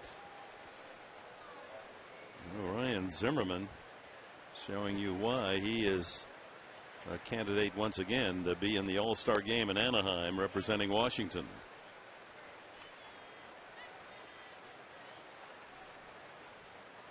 He has 10 home runs. Dunn has 10 home runs. Willingham 10 home runs. The 3, 4, and 5 hitters in the middle of that lineup.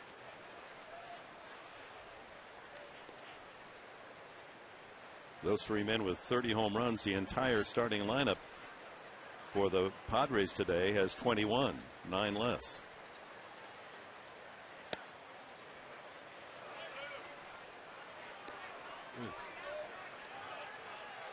Plate umpire Davidson, his strike zone has been shrinking as the game has progressed, hasn't it? Well, again, it's the consistency of the pitcher. You consistently hitting the spots. It's a called strike, 3-2. You could hear umpire Davidson say yes. Good. Trying to find out if it's a called strike or on the swing.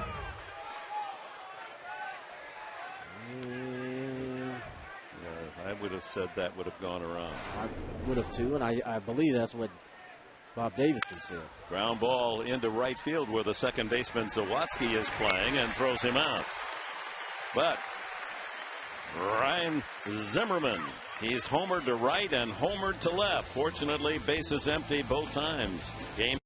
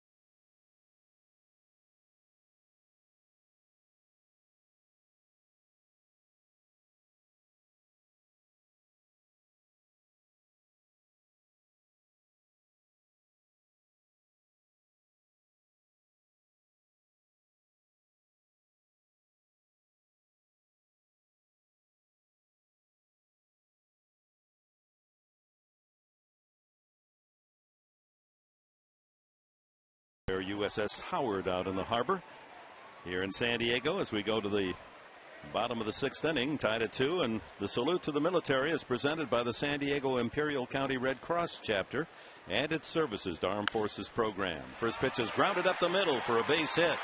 Chase Headley opens the 6th inning on Armed Forces Day, and the Armed Forces program brought to you by the San Diego Imperial County Red Cross chapter.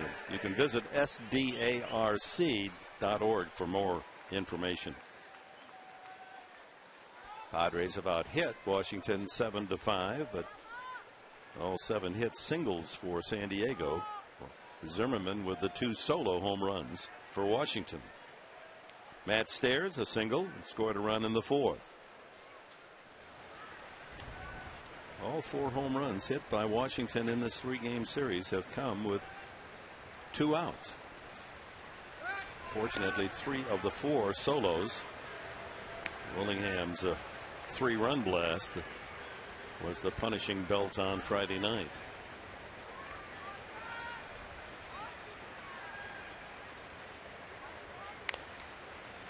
Clip foul.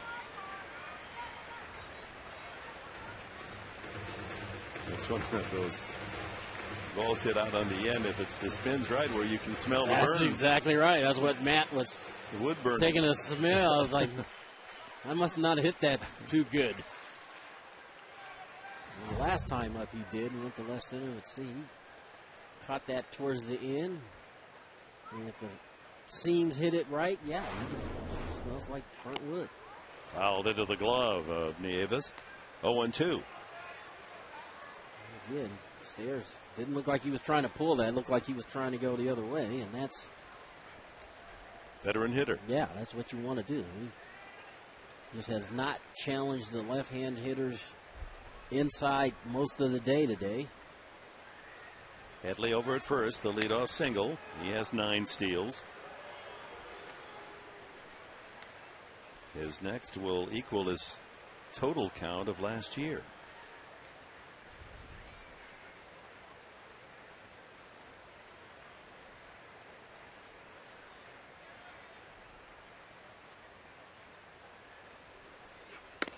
He goes inside, and it's taken for strike 3. 4th strikeout. So he had Stairs looking away and crossed him up. He's just a crafty, wily veteran that knows all the tricks. Not only did he come in, but he ran it back over the heart of the plate. Stairs looking out over the plate. Stairs saying, how could you throw me a good pitch like that? Fine. I mean, I'm looking for that early in the count. Why are you throwing it late? Here's Torrealba, a single and a ground ball RBI. That right side open, and Torrealba might just want to take a shot over there. Strike 1. He's hit a lot of balls through that right side and almost got it through in the 2-run 4th inning, but Adam Kennedy, the second baseman, skidding on his belly, able to one-hand it out of the right field and deny a base hit. But with Dunn holding on, Headley over there, and the infield at double play position, a pretty good avenue between first and second for Torrealba to take a shot. There you get a good look at it. Lavon Hernandez knows Headley is a threat to steal a base, and so he's not forgetting about him over there.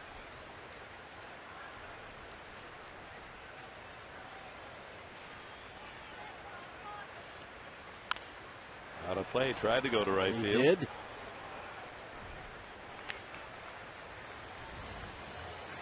And this is my favorite part of the game here, where you got a guy who can run, who can steal a base. You got a guy who can handle a bat at the plate. You got a guy on the mound who's crafty and is not going to give in. And it's kind of a mental game too, because Torrealba has shown already his first 2 at bats. He's going to hit it where it's pitched. He's not going to try to do too much. Let's see what Lavon does here.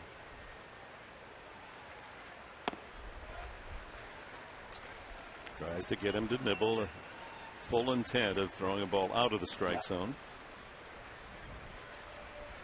And you see the calmness on both sides. The hitter's calm. Torrealba's calm. Doesn't feel real, pressured or rushed.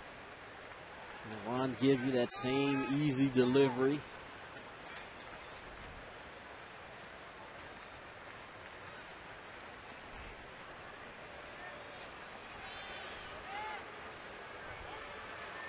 Hernandez says, get out here. I want to talk to you. He said, look, now I know Headley's over here at first base. He's a threat to run. I'm not going to just give in and throw something soft here because he can steal a base. And that's the beauty of it. Lavon's been around for a long time now, and he's pitched in a lot of these situations, and he can help Nieves understand what he's trying to do.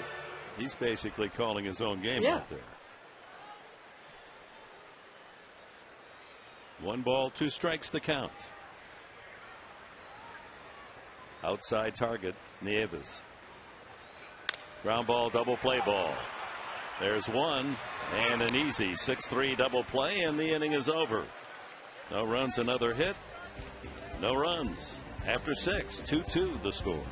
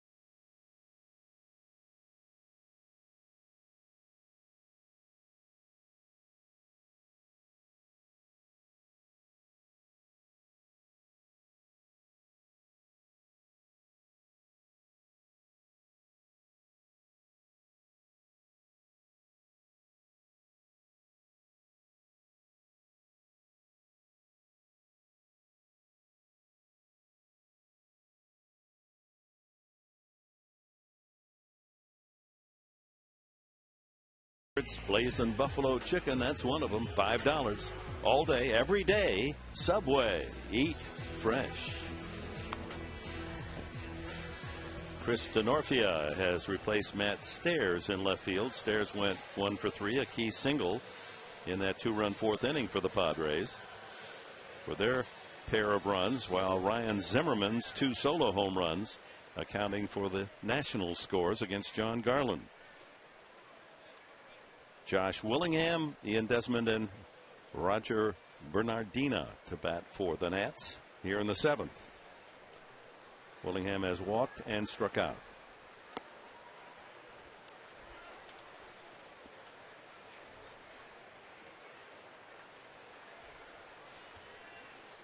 Six inning totals, 2-7-0 for the Padres. They've left 4, 2-5-0 for Washington. A high fly ball left center. Gwynn glasses down, makes the catch. Well, in the series, Willingham hit that long home run, but his fly ball outs are, he's just missing. Yeah. That was way up there. That's scary.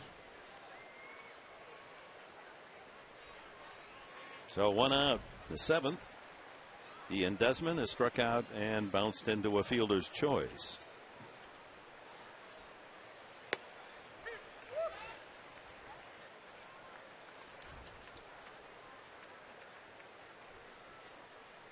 Colorado with a run in the 8th. It's 4-2 Dodgers. Strike 2. Check that. They have not scored in the 8th. They are at bat in the 8th, trailing the Dodgers 4-2. Arizona, San Francisco tied at 2. Now Garland working very quickly now in this sequence. When he bases empty, gets an out, he seems to pick up the pace. There's a real pattern to the way he works. Slow when a runner's on, especially early in the game.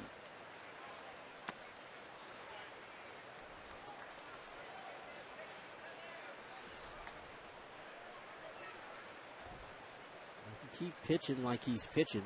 Keep doing, because he's 6 in a row and has made 2 mistakes today, both of them to Ryan Zimmerman. But swing and a miss. He tied him up with that inside fastball. His 3rd strikeout. 2 away, and Bernardina comes up. He's grounded twice to second. Ran that ball in on Desmond's hands. The action on that. Does anyone throw a straight fastball anymore? No, I don't think so. No, today especially, both guys cutting it.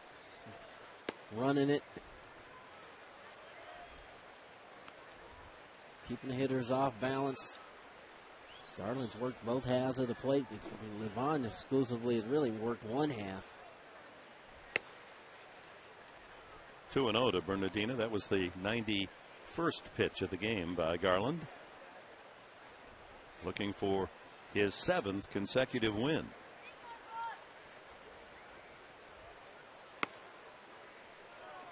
And first time he's fallen behind a batter 3-0 today.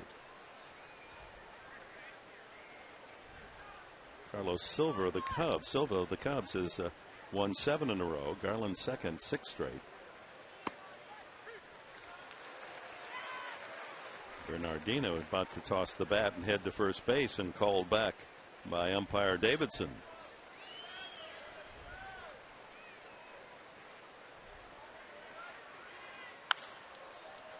That went high and foul into the lower deck and left. Good distance. Ball bounces around into an eager hand.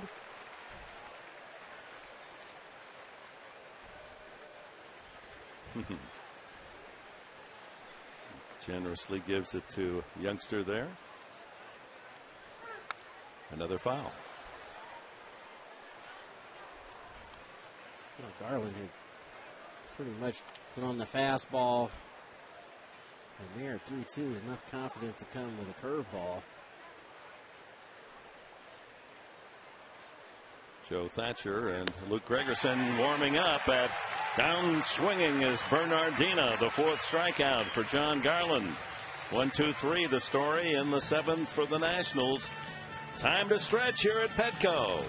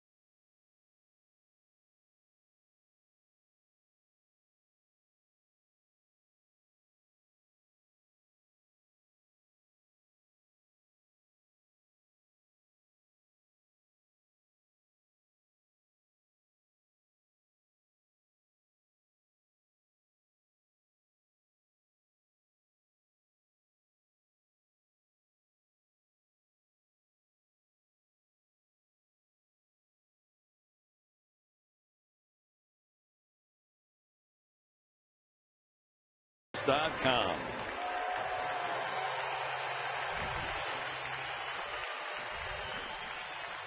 Fans give themselves a hand. It's filled in nicely today. It's a lovely crowd on a great day, and it's interesting in the home stand, the attendance, the first game with St. Louis, 18,000. Then the next night, almost high 19,000. Then 20,500. Then 23,000, 25,000, and I would guess this will be the largest. So it's incrementally advancing. And I think as the weather warms, and obviously we entertain so many tourists here during the summer, especially from Texas, New Mexico, Arizona, kids out of school. You get your dollar's worth at Petco. Yep. And they've done everything they can to make the prices fan friendly, not only at the ticket windows, but at the concession stand. Jeff Morad, Tom Garfinkel, their leadership, and they're doing everything they can to make this the place to be. Petco.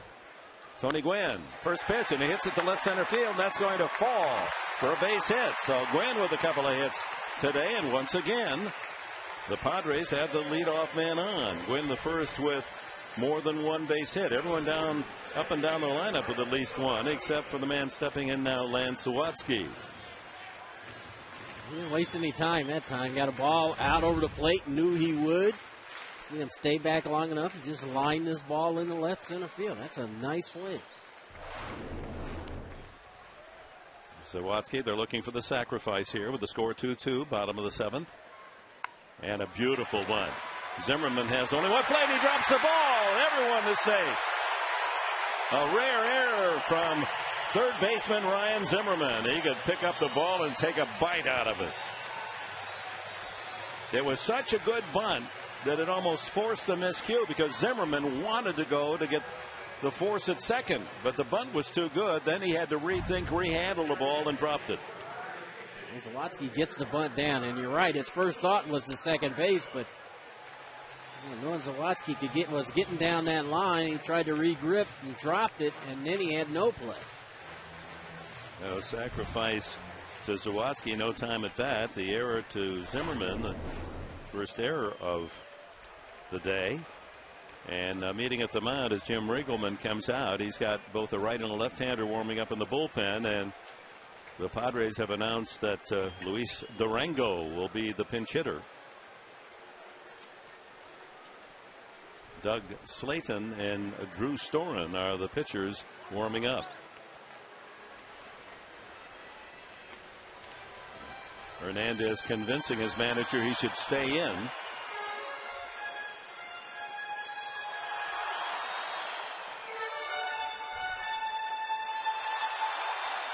Durango, recalled in this past week from Portland, the fastest of all the farm hands in the Padre system. One would think he's up there to bunt. That's how the Nationals are playing it.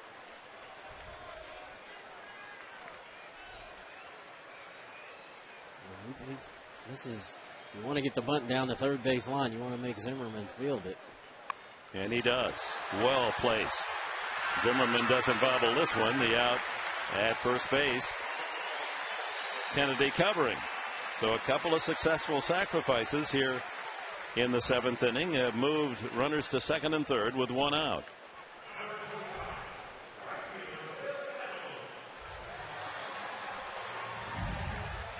Execution. That's what you're looking at this type of time in the game.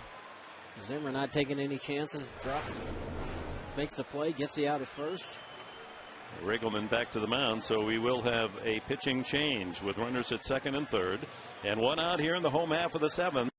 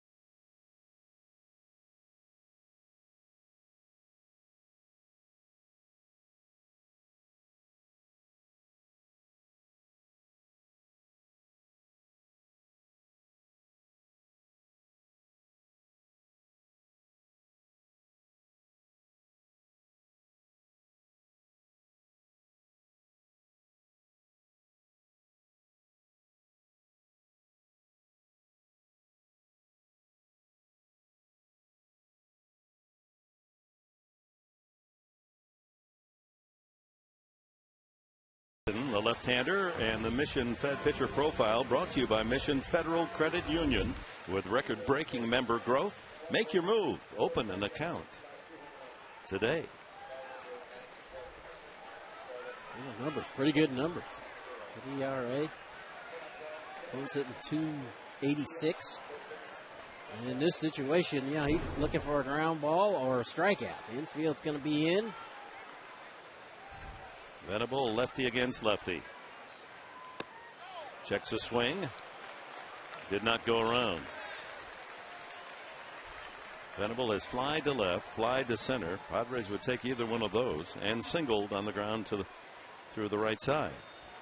That would be better. They'll try to choke the run at the plate. Ooh.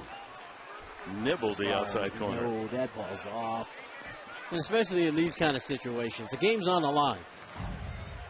Look how far out this ball is. He caught that going away from me. So there's my one crybaby for the day. I'll leave it alone now. You're allowed that. Come on. Let's stir up some controversy. Venable just trying to make contact here, and with Gwynn at third, he'll probably come home on contact. Worked yesterday. Fouled off the head of the bat. Just reached out at that one. Out in front of a breaking ball.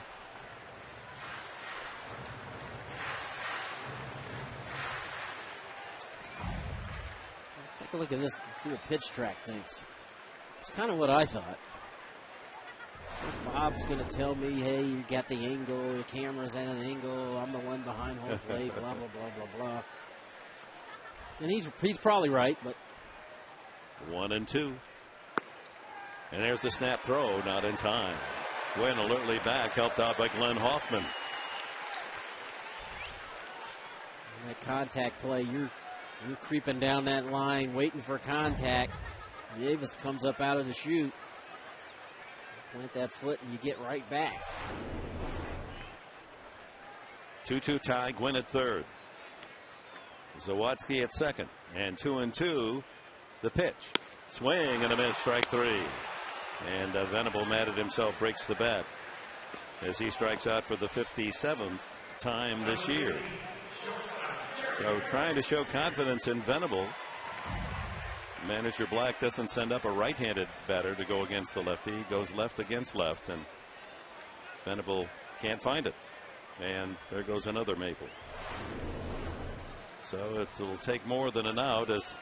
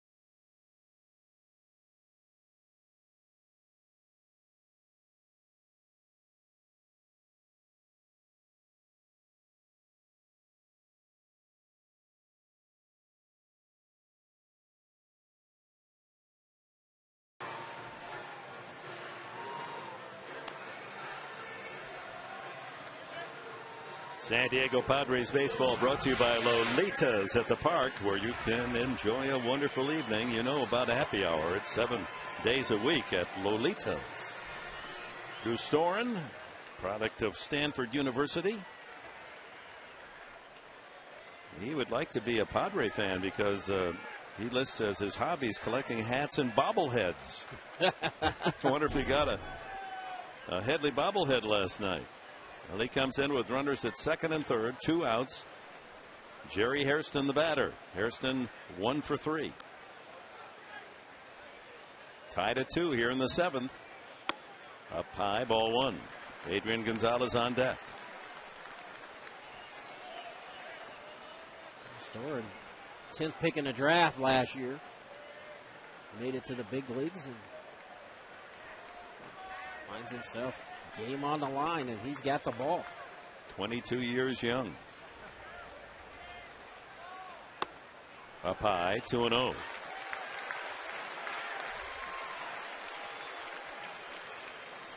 Couple of years with the Cardinal on the farm, was 12-4 with 15 saves, so he's been a relief pitcher since high school out of Brownsburg, Indiana.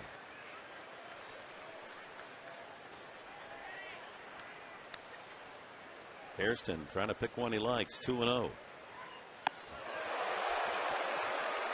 That one slipped out of the hand of young Storen. With Adrian on deck. No one throwing in the bullpen for Washington. And all 3 of those balls are sliders. None of them were fastballs. So Mike Adams working in the pen for San Diego. 3-0 to Hairston. There's the fastball for a strike and shows you his velocity, 95, and that has to seem even faster for the Padre hitters after looking at Hernandez. That's exactly right. But 3-1 here, you can take a shot now. 3-1, Adrian on deck, pretty good bet. You're probably going to get a fastball. Young pitcher on the mound.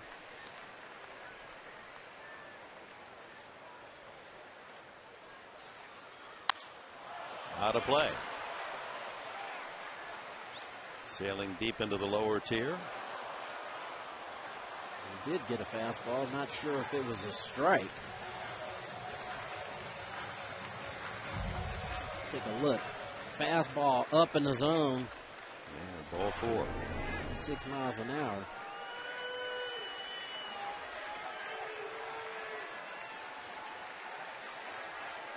Gwen with a single to open this inning has moved around on a couple of sacrifices. Zawatsky safe on an error at second and third with 2 out and 3-2. Ball 4. Fastball inside, and Gonzalez comes up with the bases loaded.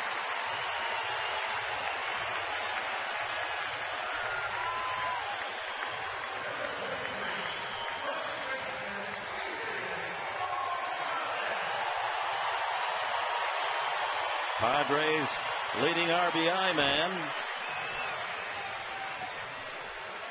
Pitching coach Steve McCatty out to talk with the battery as he's got a right-hander going to work in a big-time hurry down the right field corner. Tyler Walker giving him time to get loose. McCatty's coming out to just kind of calm Storen down. He fell behind 3-0 on 3 sliders, but came back, got some help, 3-1 on the 3-1 pitch, but ended up walking. And so now, a veteran guy like Adrian Gonzalez coming to the plate. 2-2 game here in the home half of the 7th with a Padre at every base and their top RBI man, Adrian Gonzalez. A single and 3 at bats today. Struck out the other 2 times. So you go after the first pitch. If it's in the zone, he hadn't shown he could throw that breaking ball for a strike yet. Ball 1 outside, fastball.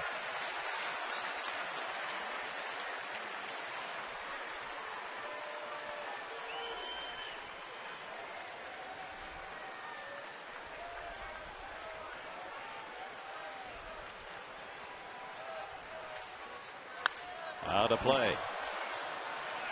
85 miles per hour. That one's in the middle of the plate. Pretty good swing. Storen's going to have to show these hitters that he can consistently throw not just the fastball, a strike. Today, so far, he's The only pitch he's been able to throw for a strike has been his fastball, so he's going to have to earn respect with that off-speed pitch. 2-1. Now the action pitch coming up. 2 balls and a strike. Bases loaded. Tie game.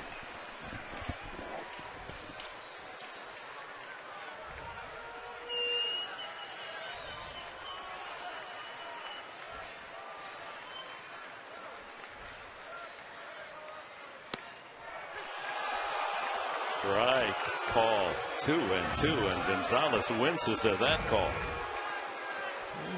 That ball looks out to me, but pitch tracks, and Bob Davidson's strike zone kind of accordion-like today. It's wide, it's narrow, it's wide, now it's wide. 2-2.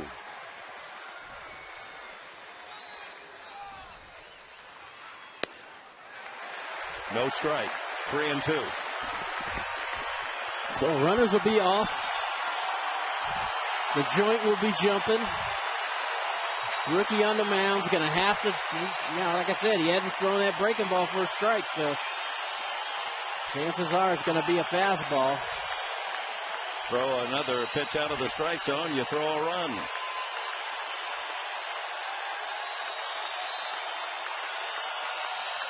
Line drive right at the center fielder. Hit it hard, but Niger Morgan there to make the catch. Great opportunity gone in the 7th. No runs. 1 hit, 3 left.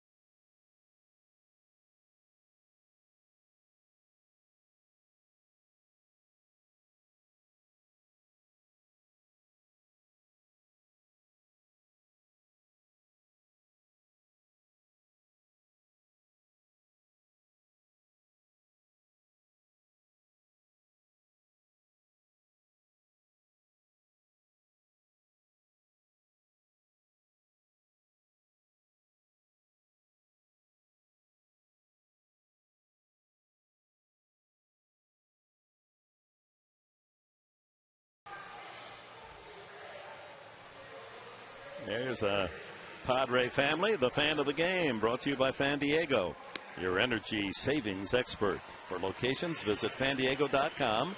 And for ceiling fans, go to Fan Diego. Mike Adams comes in to work. Top of the 8th inning, and will be pitching to Nieves, the pitcher's spot, and the top of the order. Well, close, but no cigar in the 7th for the Padres. Bases loaded, 3-2. He had to throw a strike or throw a run.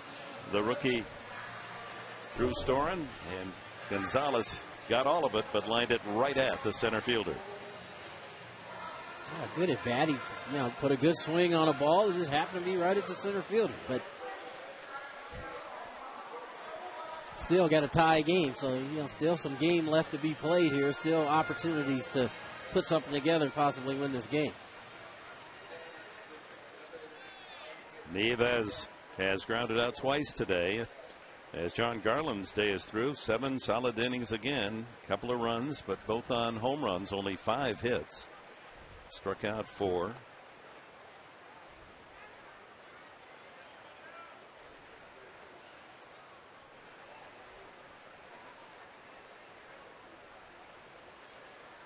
Walked only 1. both starters, these veteran right-handers, Garland and Hernandez, you had to earn your way on. Yeah, they both did it a little bit differently, but both had success.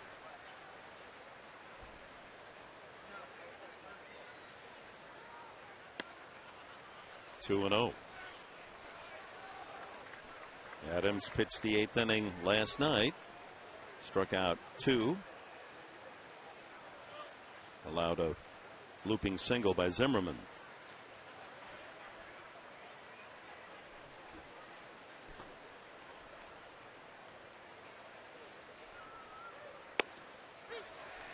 .92 with a fastball.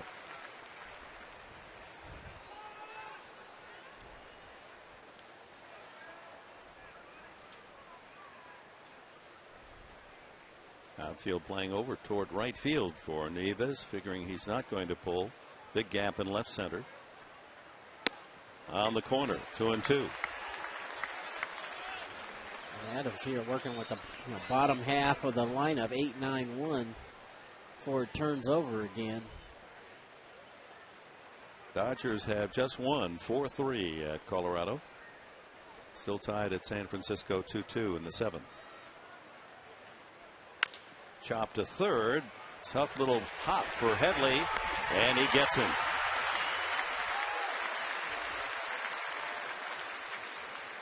Willie Harris comes up as the pinch hitter for Drew Storen. Harris has done a good job off the bench for the Nationals.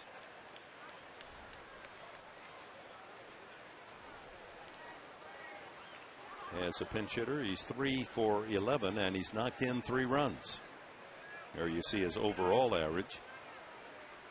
Much better as a pinch hitter. See 4 home runs too, so got a little bit of pop.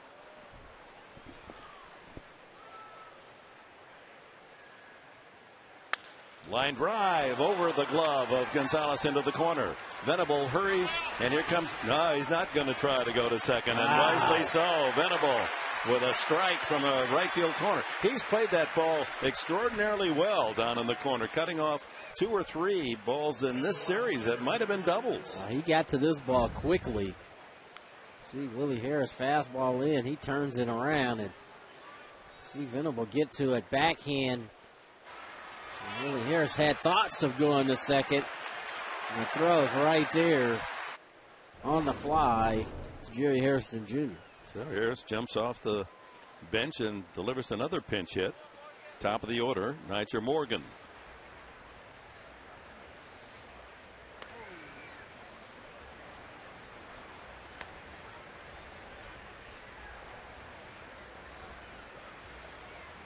Morgan has singled to right, grounded out twice.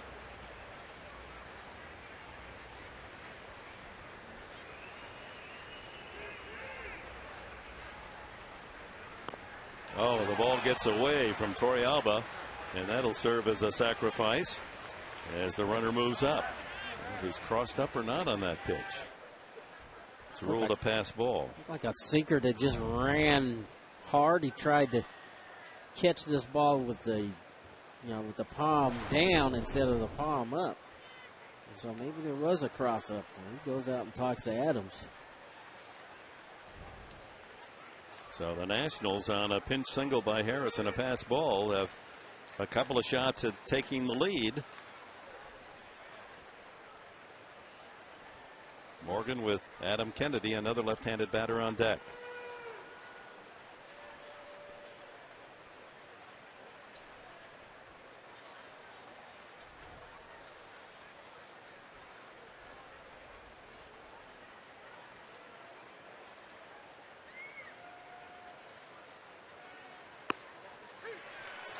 There's that outside corner.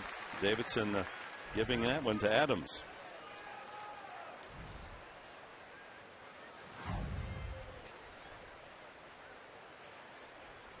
You see Torrealba pulling the ball back in with the catch, framing it up for the strike.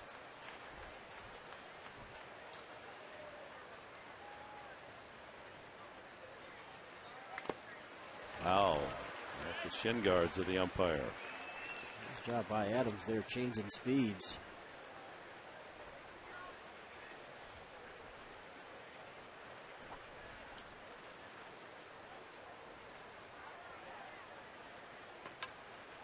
Mike allowing only 13 hits in 22 innings.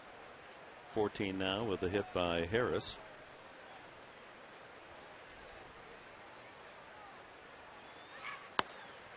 Goes outside again. This one too far off the plate.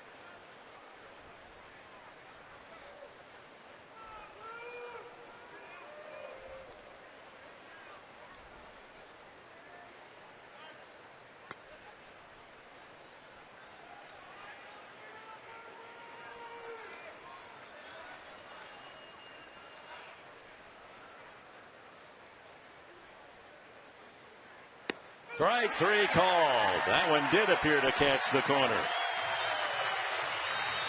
Adams with his first strikeout. Morgan not convinced. A little discussion as he goes back to the dugout. It's a wide strike zone, no question about it. Now that one, if you take the ball and place it just on the edge with all the ball outside, that's still a strike. Just like a ball clipping the outside of the foul line. If it just touches it, that's fair. So that one might indeed have nibbled the black. Here's Kennedy. 3 ground ball outs. Dangerous veteran hitter up there with 15 RBIs. Ball 1. Adams getting it up there at 95. Right, Kennedy. Guy who can move the ball around, doesn't have to necessarily pull the ball to be able to drive in this run. Zimmerman on deck.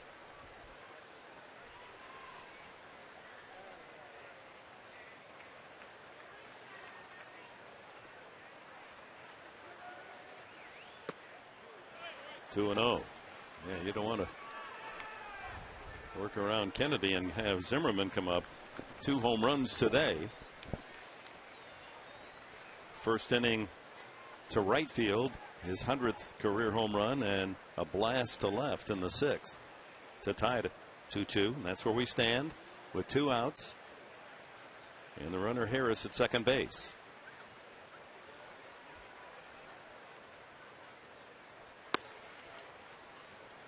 Three and 0.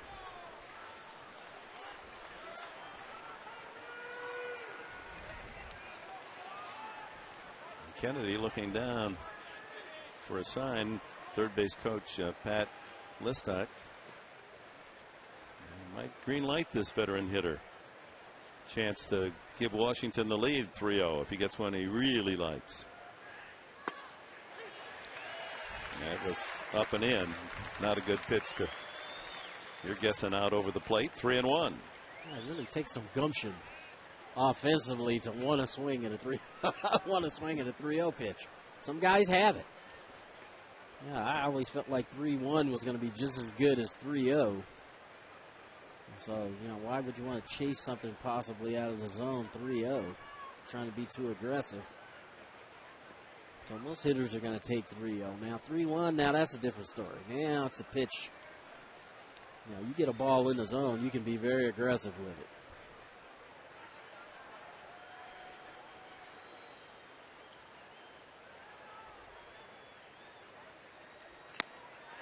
There's that outside corner. For the pitchers today, a beautiful thing, that piece of real estate from the plate to 6 inches outside. That's backdoor breaking ball, not a fastball, a breaking ball. So a full count to Adam Kennedy here. 2-all, 8th inning, 2 outs. Go ahead score out at second in the form of Willie Harris. And Adams trying to pitch out of the inning. Single and a pass ball, putting that man at second. Full count. Just wide. I'm having trouble discerning what Davidson is going to call a strike. I'm not going to anticipate. I'm going to wait for him to call it. He's been calling that a strike, even in that at bat. But a ball on 3-2. So 2 on, 2 out to Zimmerman. And it's enough to make you shudder, because this is what Zimmerman has done in the first inning off Garland. High fly ball that just cleared the fence and right for a home run. And then in the 6th, this one was no doubt. He was off the bat. That ball was gone. A low line drive into the lower deck. His 9th and 10th of the year. Ball one. Joe Thatcher warming up in the pen for San Diego with the left-hander Adam Dunn on deck.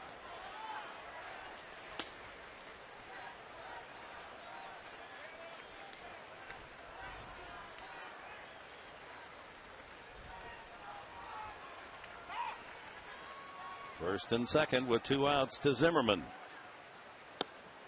2-0.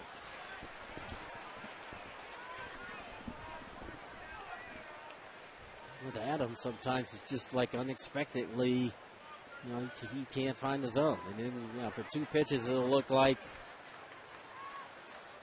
he can't find it. And then the next 2 pitches, back, we saw it last at bat. Backdoor slider, 3-1 for a strike. As you get to the middle of the lineup. That ball ripped to left, but foul. Oh, did he get that one? Crushing it, but about 20-25 feet foul. As you get to the middle of the lineup, these guys are going to take their shot. 2-0. He was being super aggressive, got a ball. Ryan Webb has joined Joe Thatcher out in the bullpen for San Diego.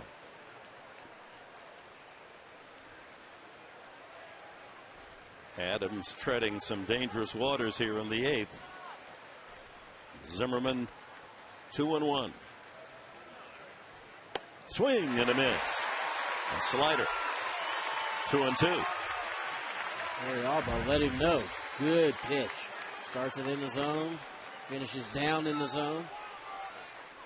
Zimmerman, the hair out in front of that. What's he throw him here? 2-2 with 2 on and 2 out. I like that last pitch. Slider's a good pitch. Zimmerman backs out of the batter's box.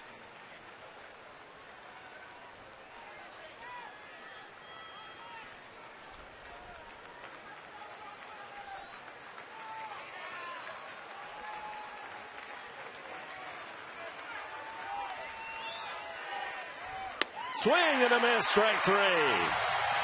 94-mile-an-hour fastball.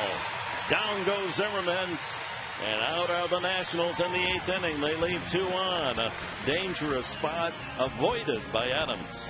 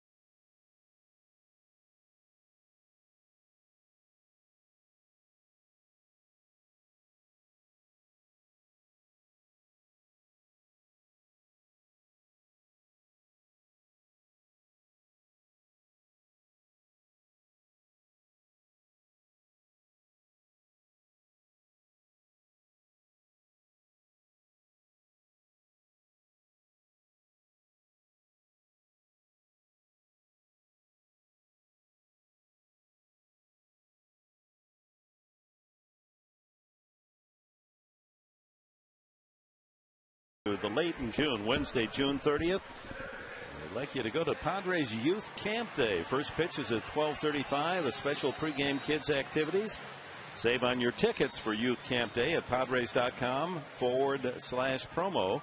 Enter the promo code CAMP, C-A-M-P, and come out and see the Padres and the Colorado Rockies. June 30.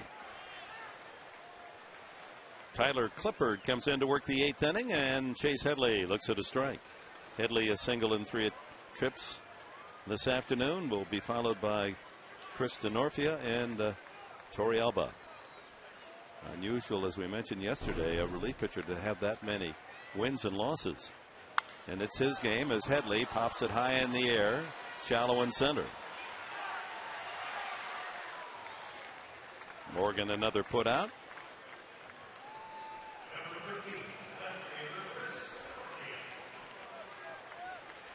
Fastball's in the low 90s, changeup, slider. Pitched on Friday night. Won an inning. A couple of strikeouts.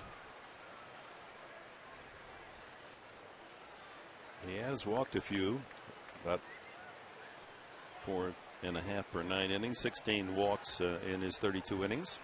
DeNorfia's first at bat today. Matt Stairs started in left field, went 1 for 3, scored a run, one of the 2 runs back in the 4th inning as he and Gonzalez singled. A run came home on a ground out, and the second run on Tony Gwynn's single.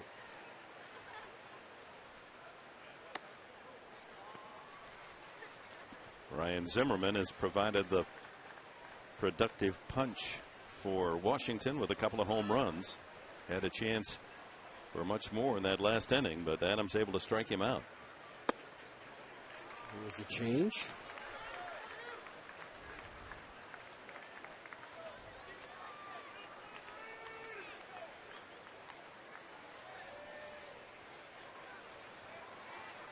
Two and one. Again. Another change. Heath Bell is throwing in the bullpen for the Padres.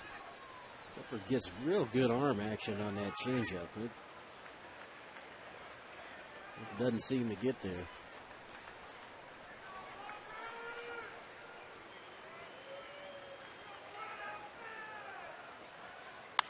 Out of play.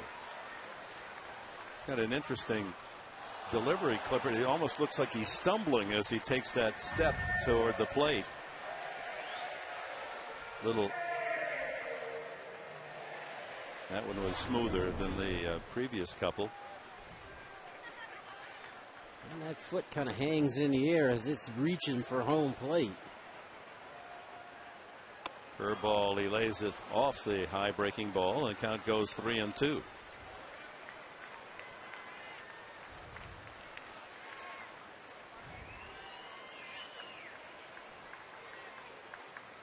Bottom of the 8th, 1 out, no one on. Padres and the Nationals tied at 2. Another close game here at Petco.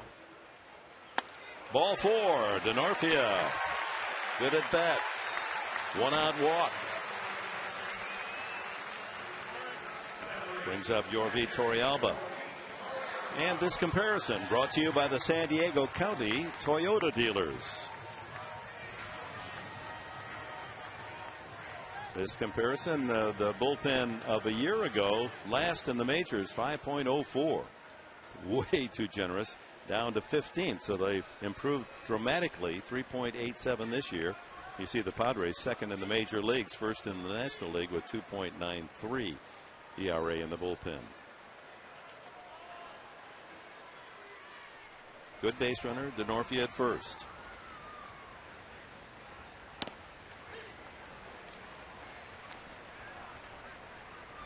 Torrealba singled, RBI ground out, and hit into a double play. He's had good at bats today. You know, the double play he hit hard. It just happened to be at the shortstop. But showing some patience, moved the ball around, been very selective. DeNorfia with a sizable lead, just able to get back. Better throw to first base. They might have had DeNorfia there. He was leaning.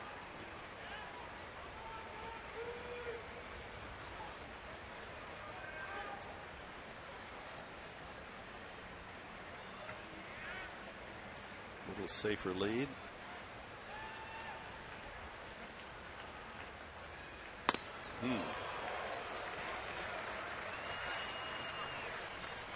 Denorfia has 1 steal.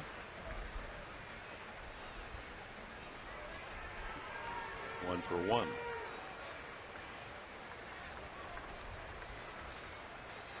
Because Torrealba handles the bat good, he's a candidate for hit and run here too. Don't have to have a straight steal and get in scoring position. Hit and run might be in play too. That ball fouled away out in front of the changeup. Arizona has scored in the 8th inning to take a 3-2 lead up at San Francisco. Dodgers beat Colorado 4-3.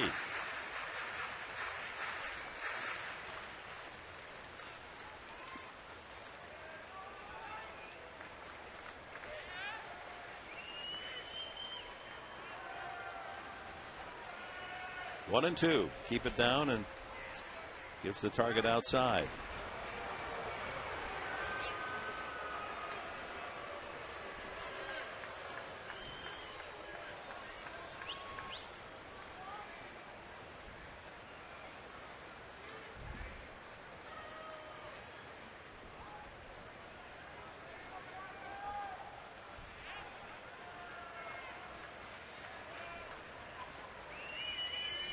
Right-hander from Florida, Clippard. Up high, 93. He was offered a scholarship to the University of South Florida, but elected to sign with the New York Yankees 3 years ago. Excuse me. In 2003, he signed with the Yankees, a 9th-round pick.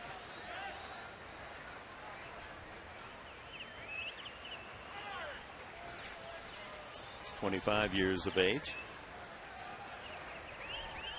Well, he signed as a 18-year-old teenager. 2-2 to Torrealba. He's like the changeup in this situation. Runner goes. There is the change, and Denorfia is out.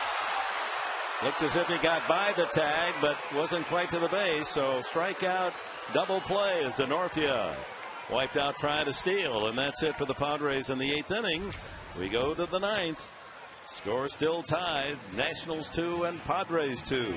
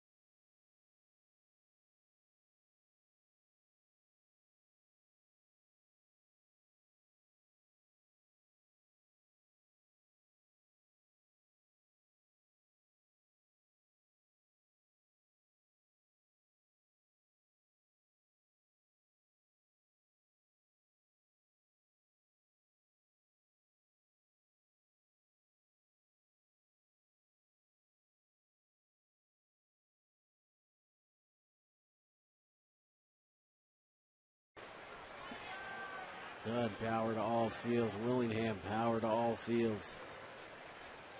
Desmond too, but you could pitch to him a little bit. These other two 3-0. veteran guys, been around, had success.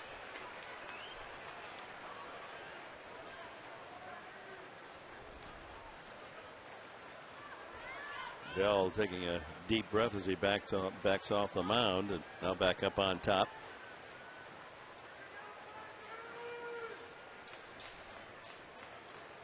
Lay Dunn is a dead pull hitter. There's a strike, 3-1. Zawadzki, the second baseman, shallow right field. Hairston, the shortstop, 10 feet to the second base side of the bag with a shift on.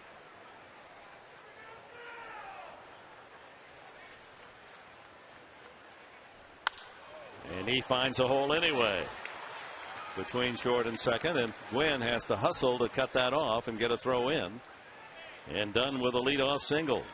They work the count to his favor, and he's 3 for 4 today. Dunn beat the shift and still drove that ball into the gap.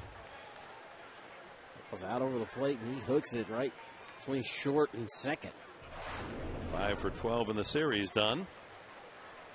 Here's Josh Willingham, a walk, a strikeout, and a fly ball to center. That fly ball to center, he got all of it, but just hit it very high. Strike one.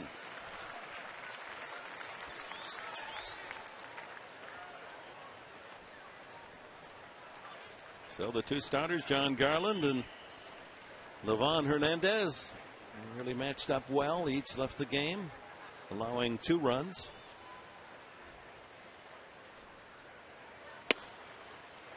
Torrealba holds it right there, but doesn't get the call. 1-1. Both the starters today came in with ERAs just over 2, and that's all they gave up today. Each was 2.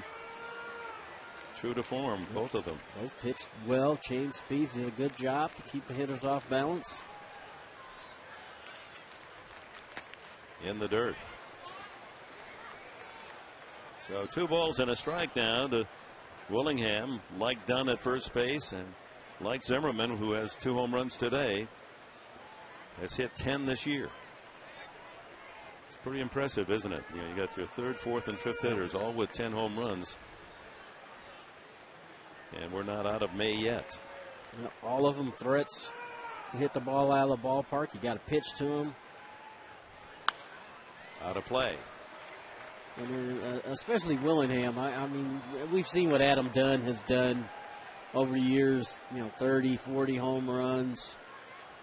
Young Ryan Zimmerman's coming to his own as the third baseman, but Willingham's the guy this year who has shown, to me, the most improvement. The on-base percentage is up. He's walking more. He's driving in. He's getting more opportunities to drive in people. 37 walks to lead the team. On-base percentage leads the league. 2-2. Strike 3 call. Willingham not convinced as he just drops the bat and then walks back to the dugout. I don't think he thought the first pitch was a strike. That's a little bit better than the first one.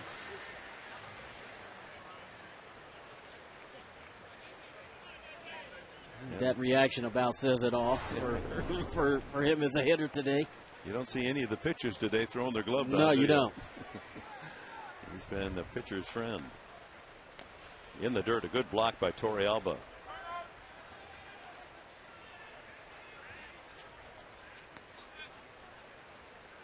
Ian Desmond has struck out twice and grounded out.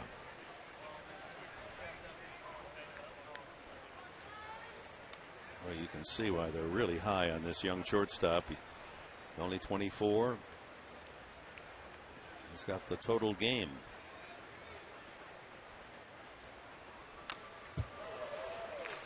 Tried to turn on that one, 94. He did.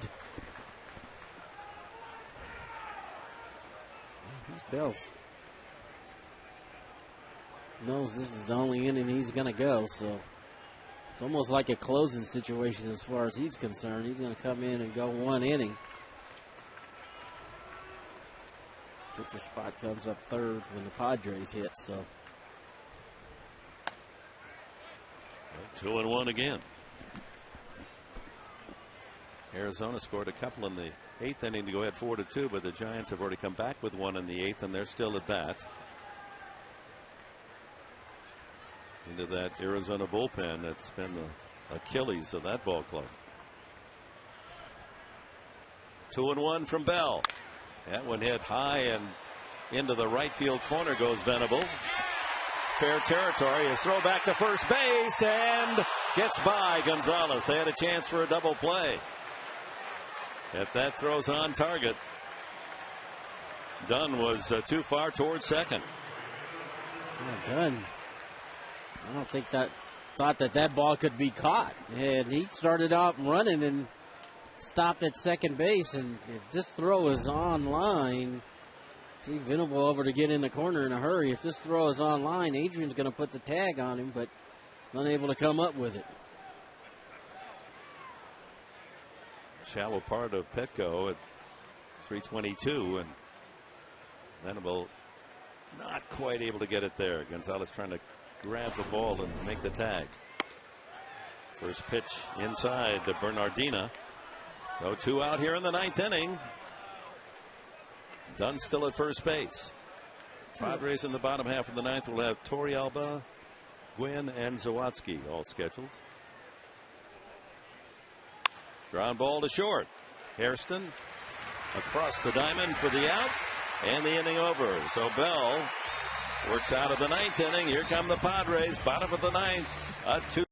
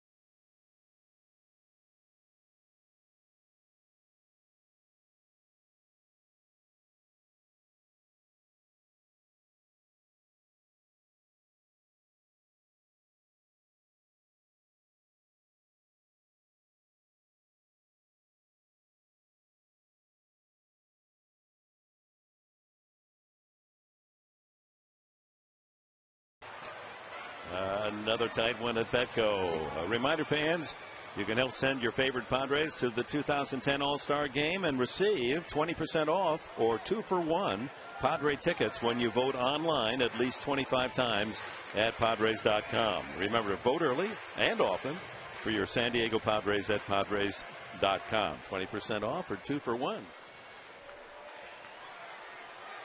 Clippard stays in. 9th inning. Torrealba. Check that Tony Gwynn to lead it off. High ball one.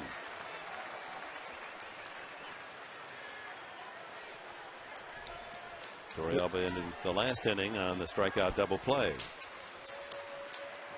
Gwynn, the only Padre with more than one hit. 2-0. A good day for Junior. Lined a base hit to left, knocked in a run. Another base hit to left center. And his out was hit well to left field. 2-0. Plenty on that one, 94.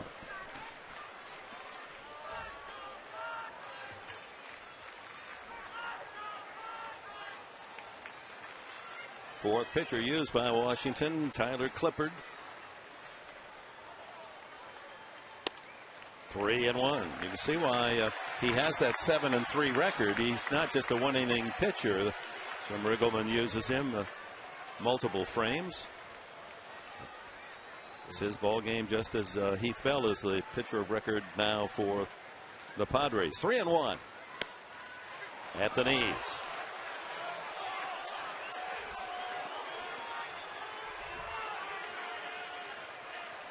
Gwynn making Clippard work. Full count.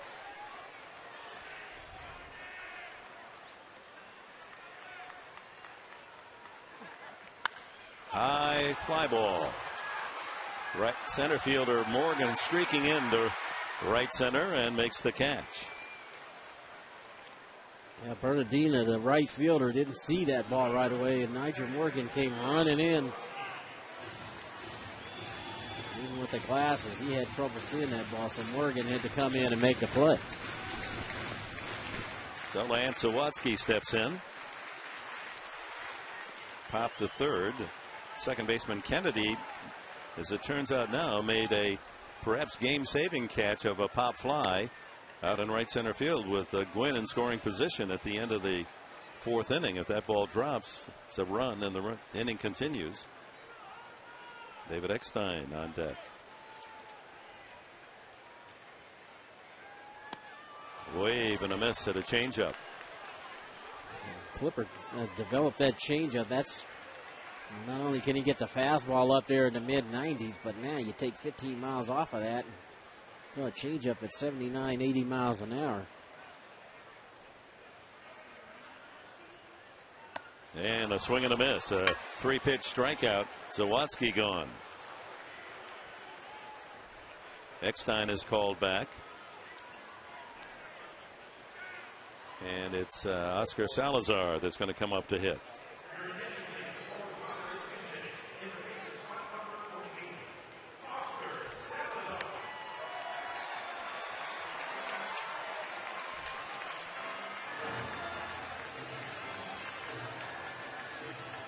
So 2 outs.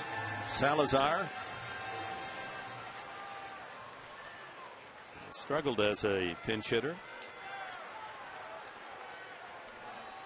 3 for 19.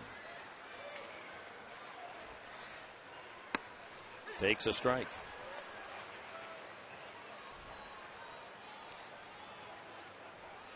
It's surprising we've gotten this far in the season and Salazar does not have a home run as yet.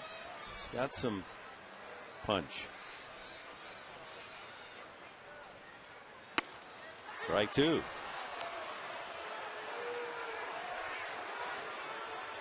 Again, Clippard, better than average stuff on that fastball. Plenty of life, good changeup. Haven't thrown the breaking ball very often today, but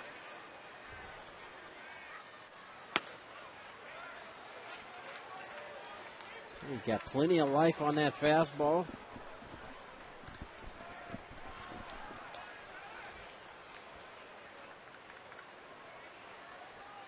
Two outs, base is empty. Bottom, 9th inning. That one skips in. So 2-2 to Salazar.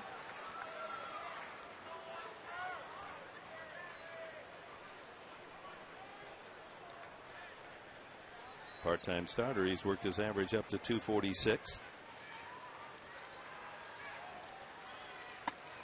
Lays off the high fastball. 3-2. The appeal. Marquez at first base says he did not go around. So a full count to Salazar. If he gets on, top of the order will Venable.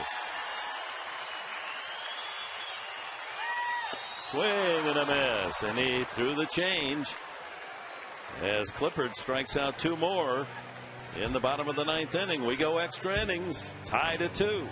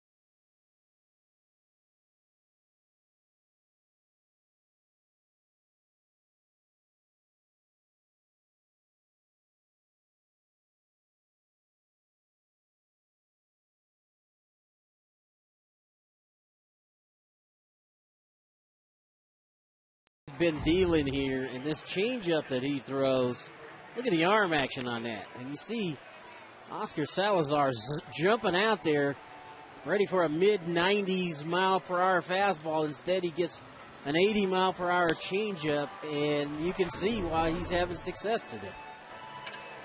So Luke Gregerson comes in to work the 10th inning. Extra innings this year. The Padres are 3-3. Washington 1-3.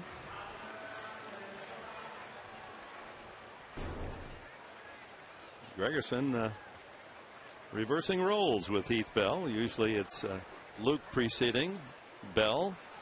Adams and Bell able to take care of the 8th and 9th, and Gregerson now in the 10th. He worked, as did the other two last night. 1, 2, 3, 7th inning. Foul at the plate. Nieves, pitcher spot, and then Morgan. I'll tell you what, that first swing by Nieves off Gregerson, you see that a lot. Guys off balance. That slider has been one great pitch for him. 1-1. Christian Guzman is on deck. 323 average. Started the first two games, but rested today.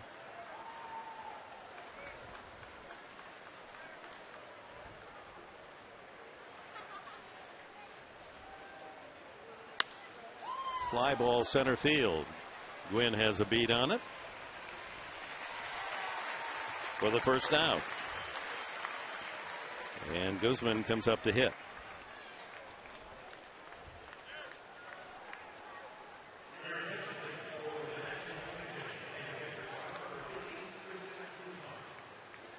Hitting .323.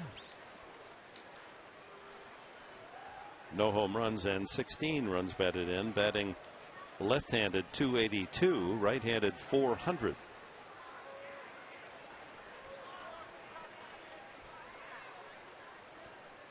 So we'll have a new pitcher in the bottom half of this inning as Gregerson bends a slider in for a strike.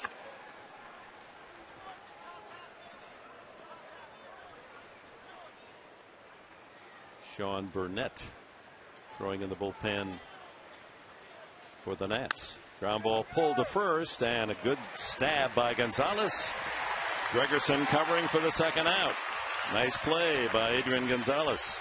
It's easy to see why Gonzalez is a Gold Glover for. He makes plays around first base look so easy. That ball stayed down on him, and see his glove, see him stay with that ball. Perfect lead to Gregerson to get the out at first. Look at that ball stays down, and then the perfect lead throw to Gregerson to get the out at first base. Instinctively, defensively, he's just so good. Morgan again showing bunt, takes a ball just out of the strike zone. 1 for 4 today. Single the first time up.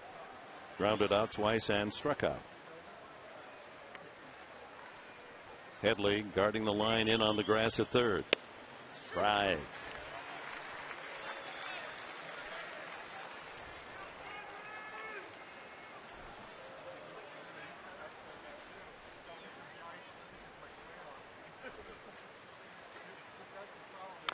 Fouled at the plate. Back in that 7th inning, Buddy Black, who has been in charge, and he no doubts about how he runs the game, opened himself up for some second guessing. He had runners at second and third with 1 out, and Venable up and a left-handed reliever coming in, and did not go to Dave Eckstein as a pinch hitter, or Hundley. Down in the dirt, 2-2. And Venable struck out the left-hander in just for that one at bat. Struck out Venable. Sure, he'll be asked about his thinking there. I'm sure he wants to show he still has faith in these young guys, and that he's not going to pinch hit for them every time a situation like that comes up. Strike 3 called. Morgan caught looking again. A 1-2-3 inning for Luke Gregerson.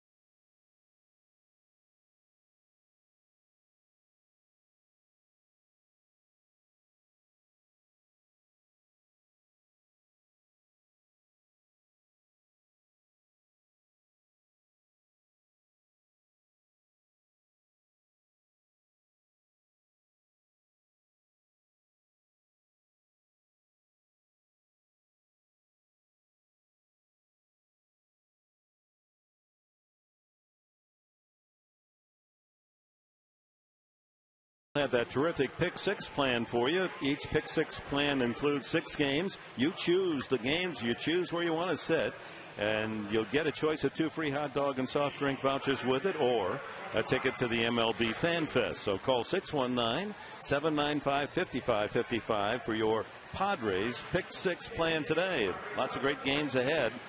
Get a half dozen to your taste. David Eckstein will lead it off in the top of the 10th inning as he bats for Venable. And Sean Bennett, the left-hander, 0-2 on the season. Ball 1. Guzman stays in the game to play right. Bernardino moves over into center, and Morgan is out. Pitcher placed the pitcher in that leadoff spot. 1-1.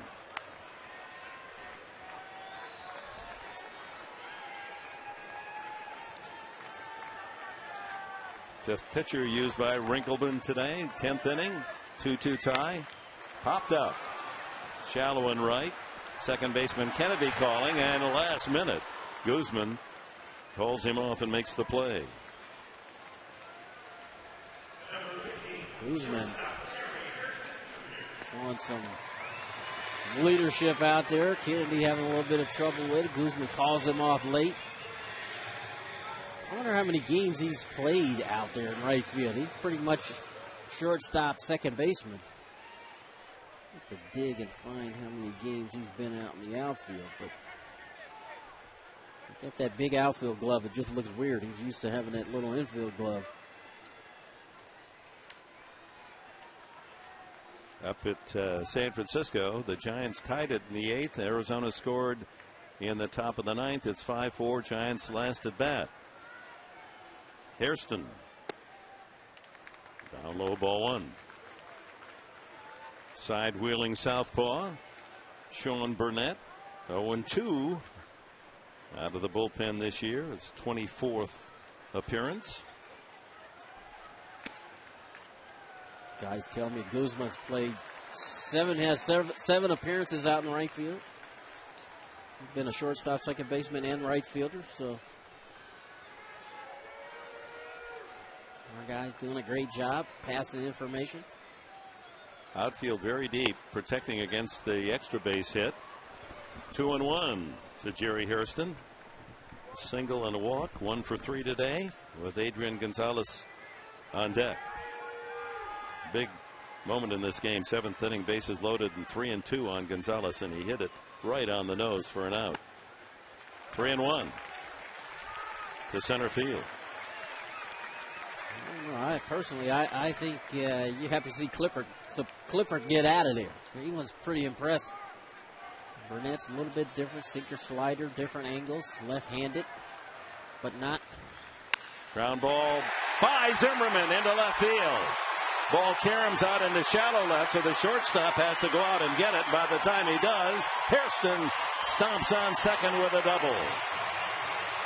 Even with Zimmerman guarding the line, that ball was hit so hard it dived under his glove. You're right. I mean, that pitch was down, too. It wasn't that bad a pitch. First extra base hit of the day after 8 singles. Zimmerman couldn't quite get there. So the winning run at second base. Gonzalez and Headley scheduled up. We'll see how they play it, left-hander against the left-hander Gonzalez. I would think the play here is to walk Gonzalez, set up the double play. Got a right-hander throwing in the bullpen. Batista in the bullpen. They're going to walk Gonzalez intentionally, and it'll be the 11th time this year among the major league leaders that he's gotten the intentional pass. The next question is, will they let Headley bat left-handed or right-handed? They want him to bat left-handed or right-handed. I would think they'd want him to bat right-handed. His success on the right side, not close to the left. His numbers from the right side, 194 to 306 as a left-handed hitter. So guessing that Burnett will stay in.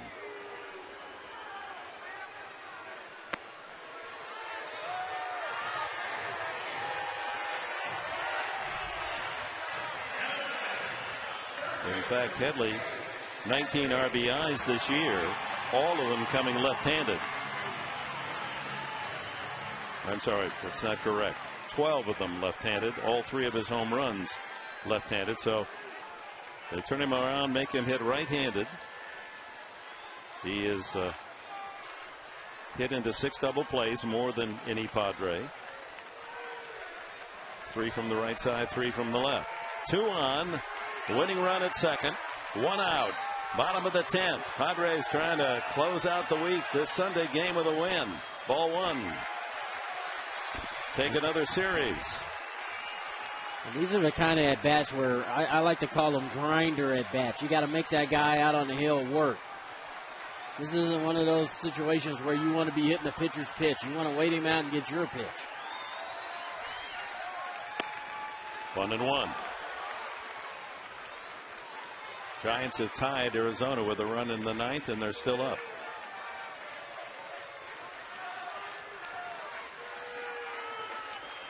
Padres trying to take care of their own business right here at Petco.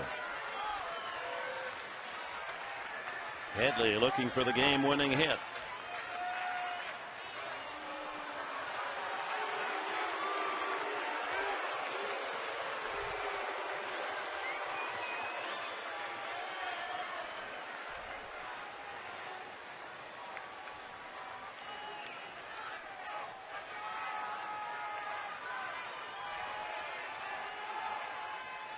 Line foul. Mindful here with Headley up there, a chance to win it, and all the celebrations on game-winning hits, and the tragic event for the Angels yesterday when maybe their best player, Kendry Morales, grand slam homer in the 10th inning and then breaks his leg coming around on the celebration at home plate. Looked as if when he jumped in the air he was knocked off balance by one of the celebrating teammates and came down. He may be out for the year with a broken leg. Tragic. Lays off, or did he? The appeal? No, he did not go around. Here is that play. Hits the home run. Wins the game. Comes around to celebrate. And there, as he comes down, happiness becomes total agony for the Angels as they lose maybe their best player. Breaks his leg. Goodness. You know it was going to happen sooner or later. I asked Buddy Black, you're going to warn your players. He said they all saw it, and it's just a matter. I can't tell them to turn down their enthusiasm in a victory. Out remains 2-2. He's battling.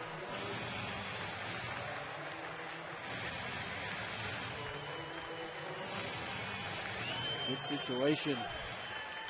Look like they want to challenge him inside. They're keeping pretty much everything away from him. Hairston carrying the winning run from second. Gonzalez up first. Swing and a miss. Strike 3. 92-mile-an-hour fastball gets Headley. Second out. And Chris Denorfia came into the game as a defensive replacement for Matt Stairs. He walked his only time up in the 8th. Stairs, while he was in there, 1 for 3 and scored a run.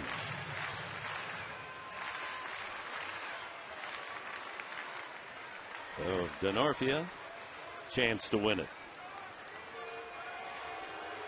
The Nationals have Miguel Batista in the bullpen warming up. He threw a couple innings yesterday. 2 innings yesterday. You got Denorfia up there as right-hand hitter, and they look like they're going to stick with Burnett. Hope he can make a pitch to get them out of the inning.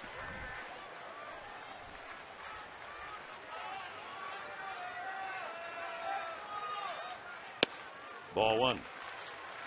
Gets a good tail on that fastball away from the right-handed hitter.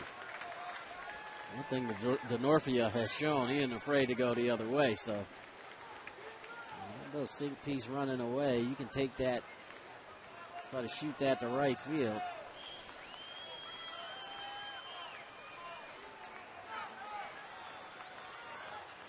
Ground ball, foul.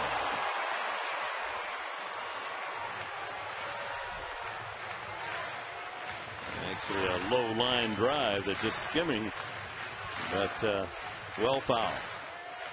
The thought process was right. Ball's away, not trying to pull it, go with it.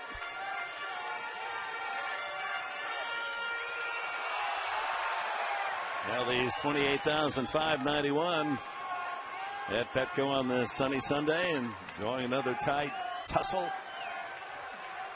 2 outs here in the 10th.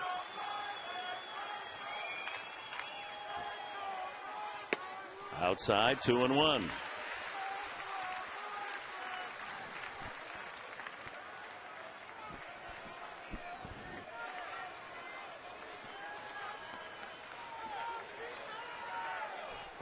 Hairston ready to go on anything hit. Winning run off second.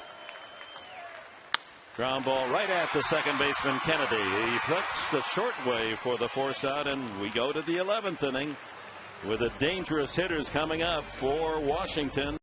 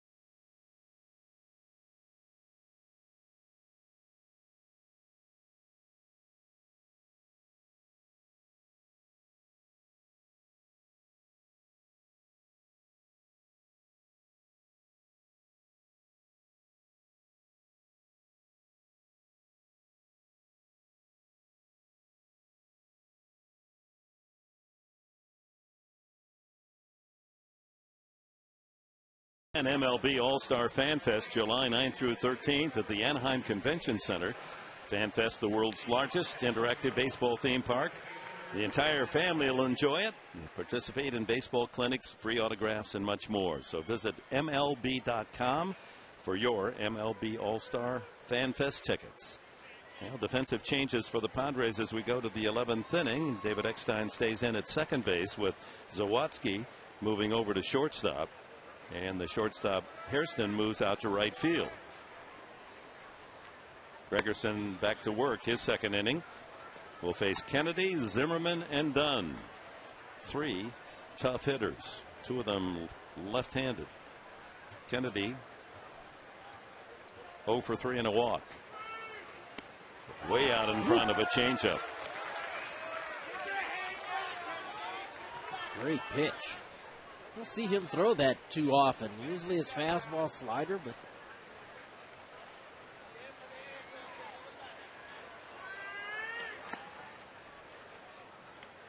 even that fastball has sink to it. It's a battle of the bullpens. Both starters did their jobs, only gave up 2 runs apiece.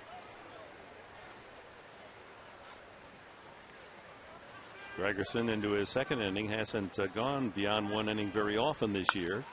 High fly ball sliced down the left field corner and to the wall and leaping the wall, Denorfia, but it's back in the seats.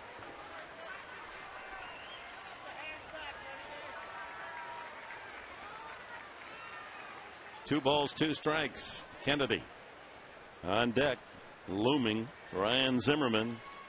He has been the offense today for the Nationals with 2 solo home runs. To right field in the first, to left field in the 6th. Pulled to the right side. Gonzalez will handle it himself. 1 away.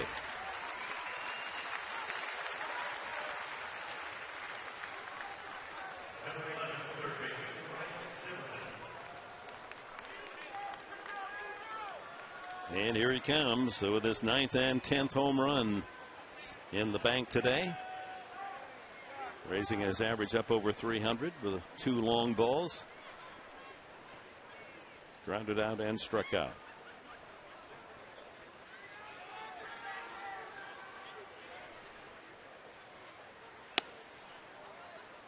Starts him with a fastball low.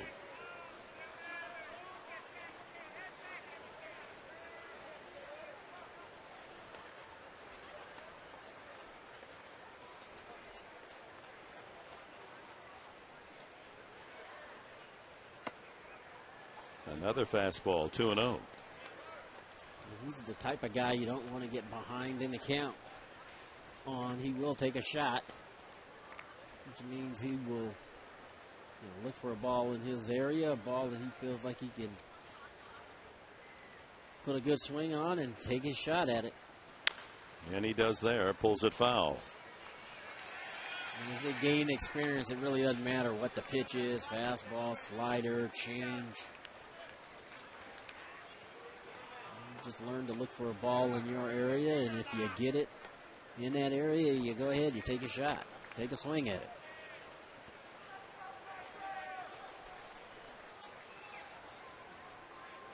Came up as a 20-year-old for his first major league season. Signed out of Virginia, a couple of minor league stops, and right to the big club as a first-year pro.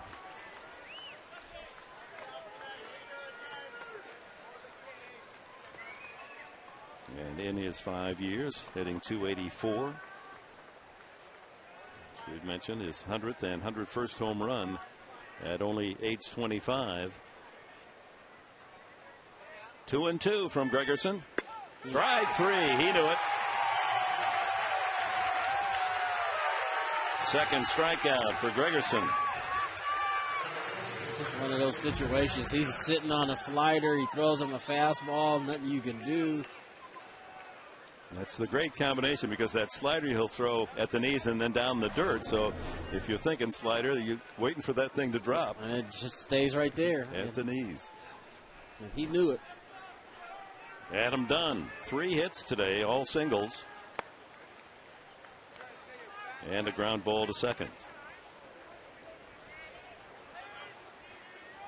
And he is always thinking home run as he digs into the batter's box.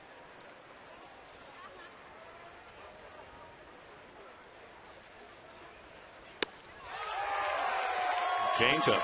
Good pitch. Done with 326 career home runs. He's only 30.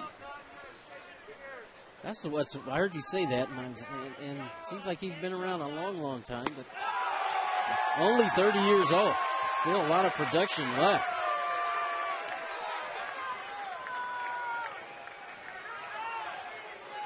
Signed with Washington as a free agent last year. Hit .267 with 38 homers. Backdoor slider, not quite. 2-2.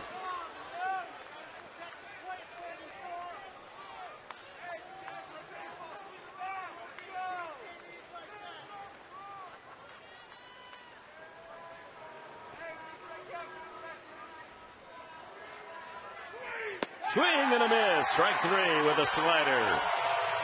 Well, Luke Gregerson continues to be outstanding out of the bullpen. Third strikeout in 2 innings. We go to the bottom of the 11th inning.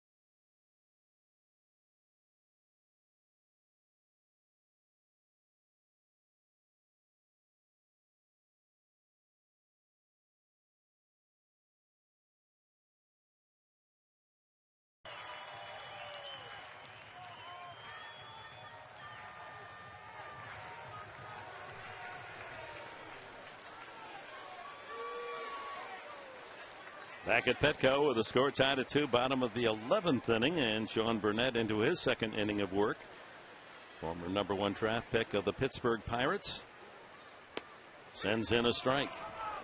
Torrealba knocked in a run with a ground out.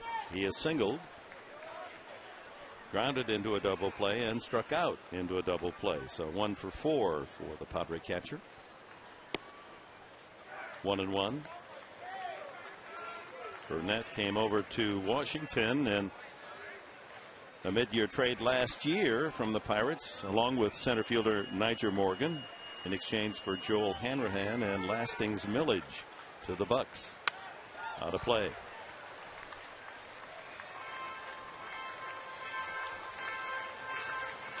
Padres would love to get the leadoff man on, give themselves an opportunity to win the game. Burnett came in last half inning and had some really good pitches. Skips it in 2-2. Well, the Padres in the last inning against Burnett got the 1-out double by Hairston. They walked Gonzalez. Headley struck out and Denorfia grounded to second. Yeah, he didn't give in to Headley either. He trying to make him hit his pitch.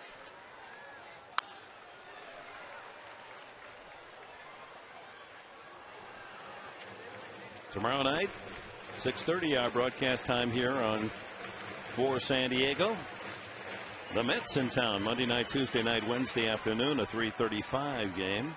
Kevin Correa and Hisanori Takahashi for the Mets, 4-1 with a 2.13. Ground ball punched to the right side. Kennedy with an easy play for the first out. Tony Gwynn, 2 for 4. And an RBI. With Sawatsky on deck. So a couple of left-handed bats to face the southpaw Burnett. Actually, Sawatsky will turn it around bat right-handed.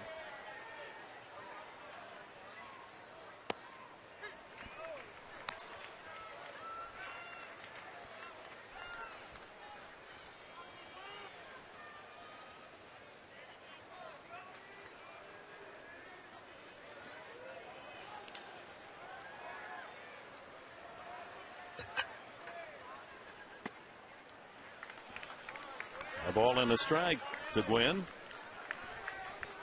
First real breaking ball he's thrown. It's been pretty much sinker or the fastball, but he intentionally walked Adrian, so Fouled away. the fastball is in the 90s.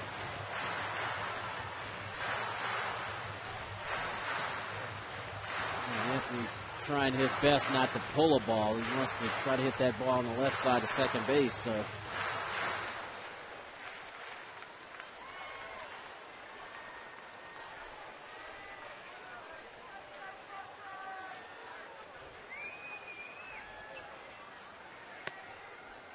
well, this homestand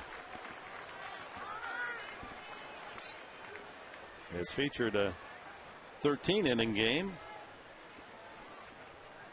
Jerry Hairston's home run. Ground ball right side. Done with a good play. The throw is in time for the out, and a tough throw handled by Burnett covering. Down low at his ankles. Not an easy play. Couple of ground outs. 2 gone here in the 11th. that's a great play by Burnett to catch that ball. Dunn goes a little bit to his left, but look at the throw down at the knees of Burnett. He's able to catch that ball in stride. Remember earlier we were talking about Adrian Gonzalez with the perfect feeds. That's a difficult ball for a pitcher to catch on a dead run, having to bend over too. But he's able to make the play and they get the out. Zawatsky, switch hitter, has had his limited time success from the right side. 0 for 3 today as a left-handed batter and 0 for 9 overall from the left side. but right-handed. He has 2 hits and 5 at-bats. His 2 hits. It's really amazing because in college, left side was his best side. Right side, no question, his weakest side. As far at the big league level. Fouls this one away. Limited numbers to work with here.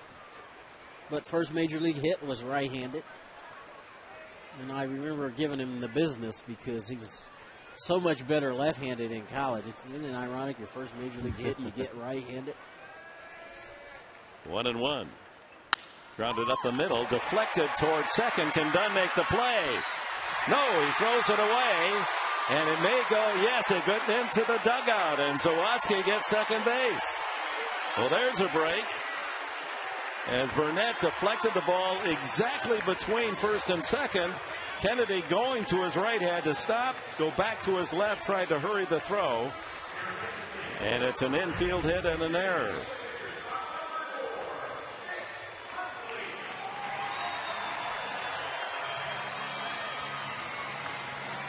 Kennedy's second error in 2 days. And Nick Hundley, the star yesterday, comes up to bat.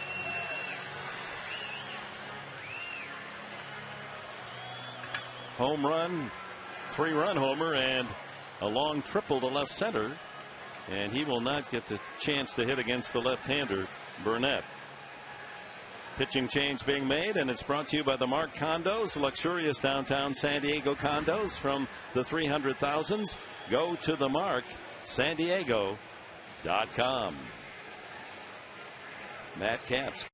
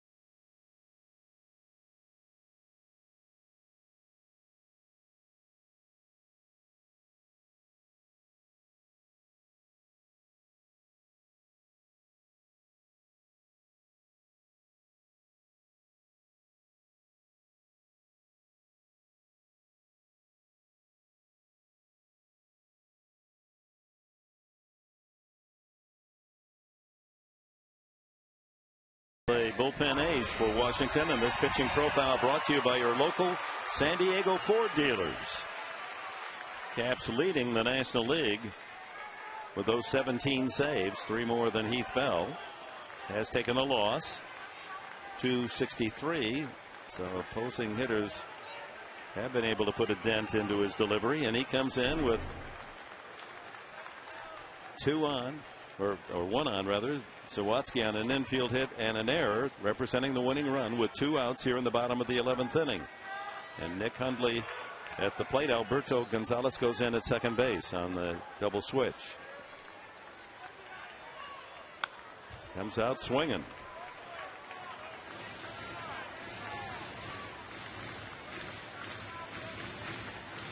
Hundley 3 at bats yesterday. Home run to left, triple to left center, and is out made to deep right center. See if he still has his hitting clothes on. Military Day. He came up looking for a fastball and took a really good hack at it. So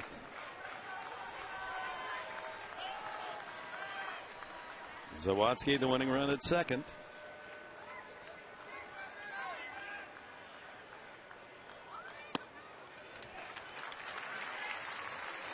Caps with his 17th save in the 5-3 win on Friday night. When he came in, gave up 4 straight singles with no one out.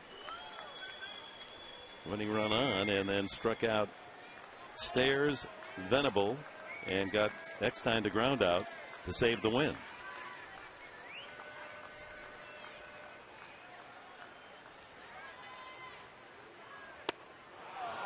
A weak swing by Hundley. He was fooled.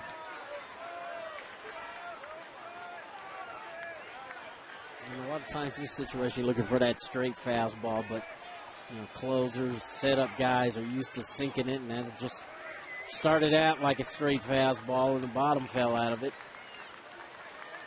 And really, all you need is a base hit right here. Just a ball, a ground ball back up the middle. It's going to give you an opportunity to possibly win this game. You don't have to overswing, just shorten it up, put it in play. Giants with a thrilling win today. They were behind the whole game. They tied it to go extra innings, then won it in the 10th 6-5 as Arizona loses again. Arizona 20-31. 1 ball, 2 strikes to Hundley.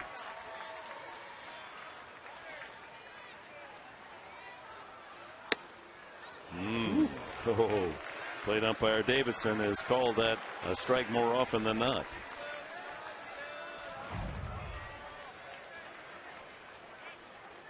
Sure hit the spot. See Nieves get up out of his crouch thinking that that's strike 3.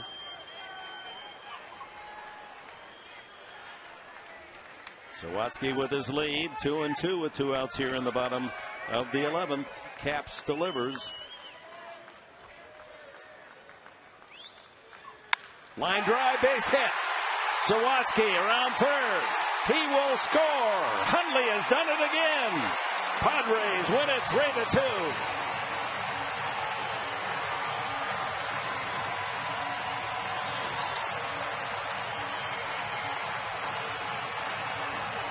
And they mob Nick Hundley out between first and second. What a Saturday Sunday combo for Nick Hundley. Single, triple, home run, 4 runs batted in, and he has the game winner today. Well, he got the pitch he was looking for in the area he was looking for it. He had a bullet in the left field for a base hit, and he hit it so hard Willingham couldn't even cut it off to have an attempt to throw. That ball's up in the zone, and he lines it in the left field, and Willingham had no chance of getting behind that ball to make even a play at Sawatsky at the plate. So the Padres win and win the series. And Sawatsky with that infield hit, the throwing error by Kennedy put him in position for Hundley to win it in the bottom of the 11th inning. So their second overtime win in this homestand as they go 4-2.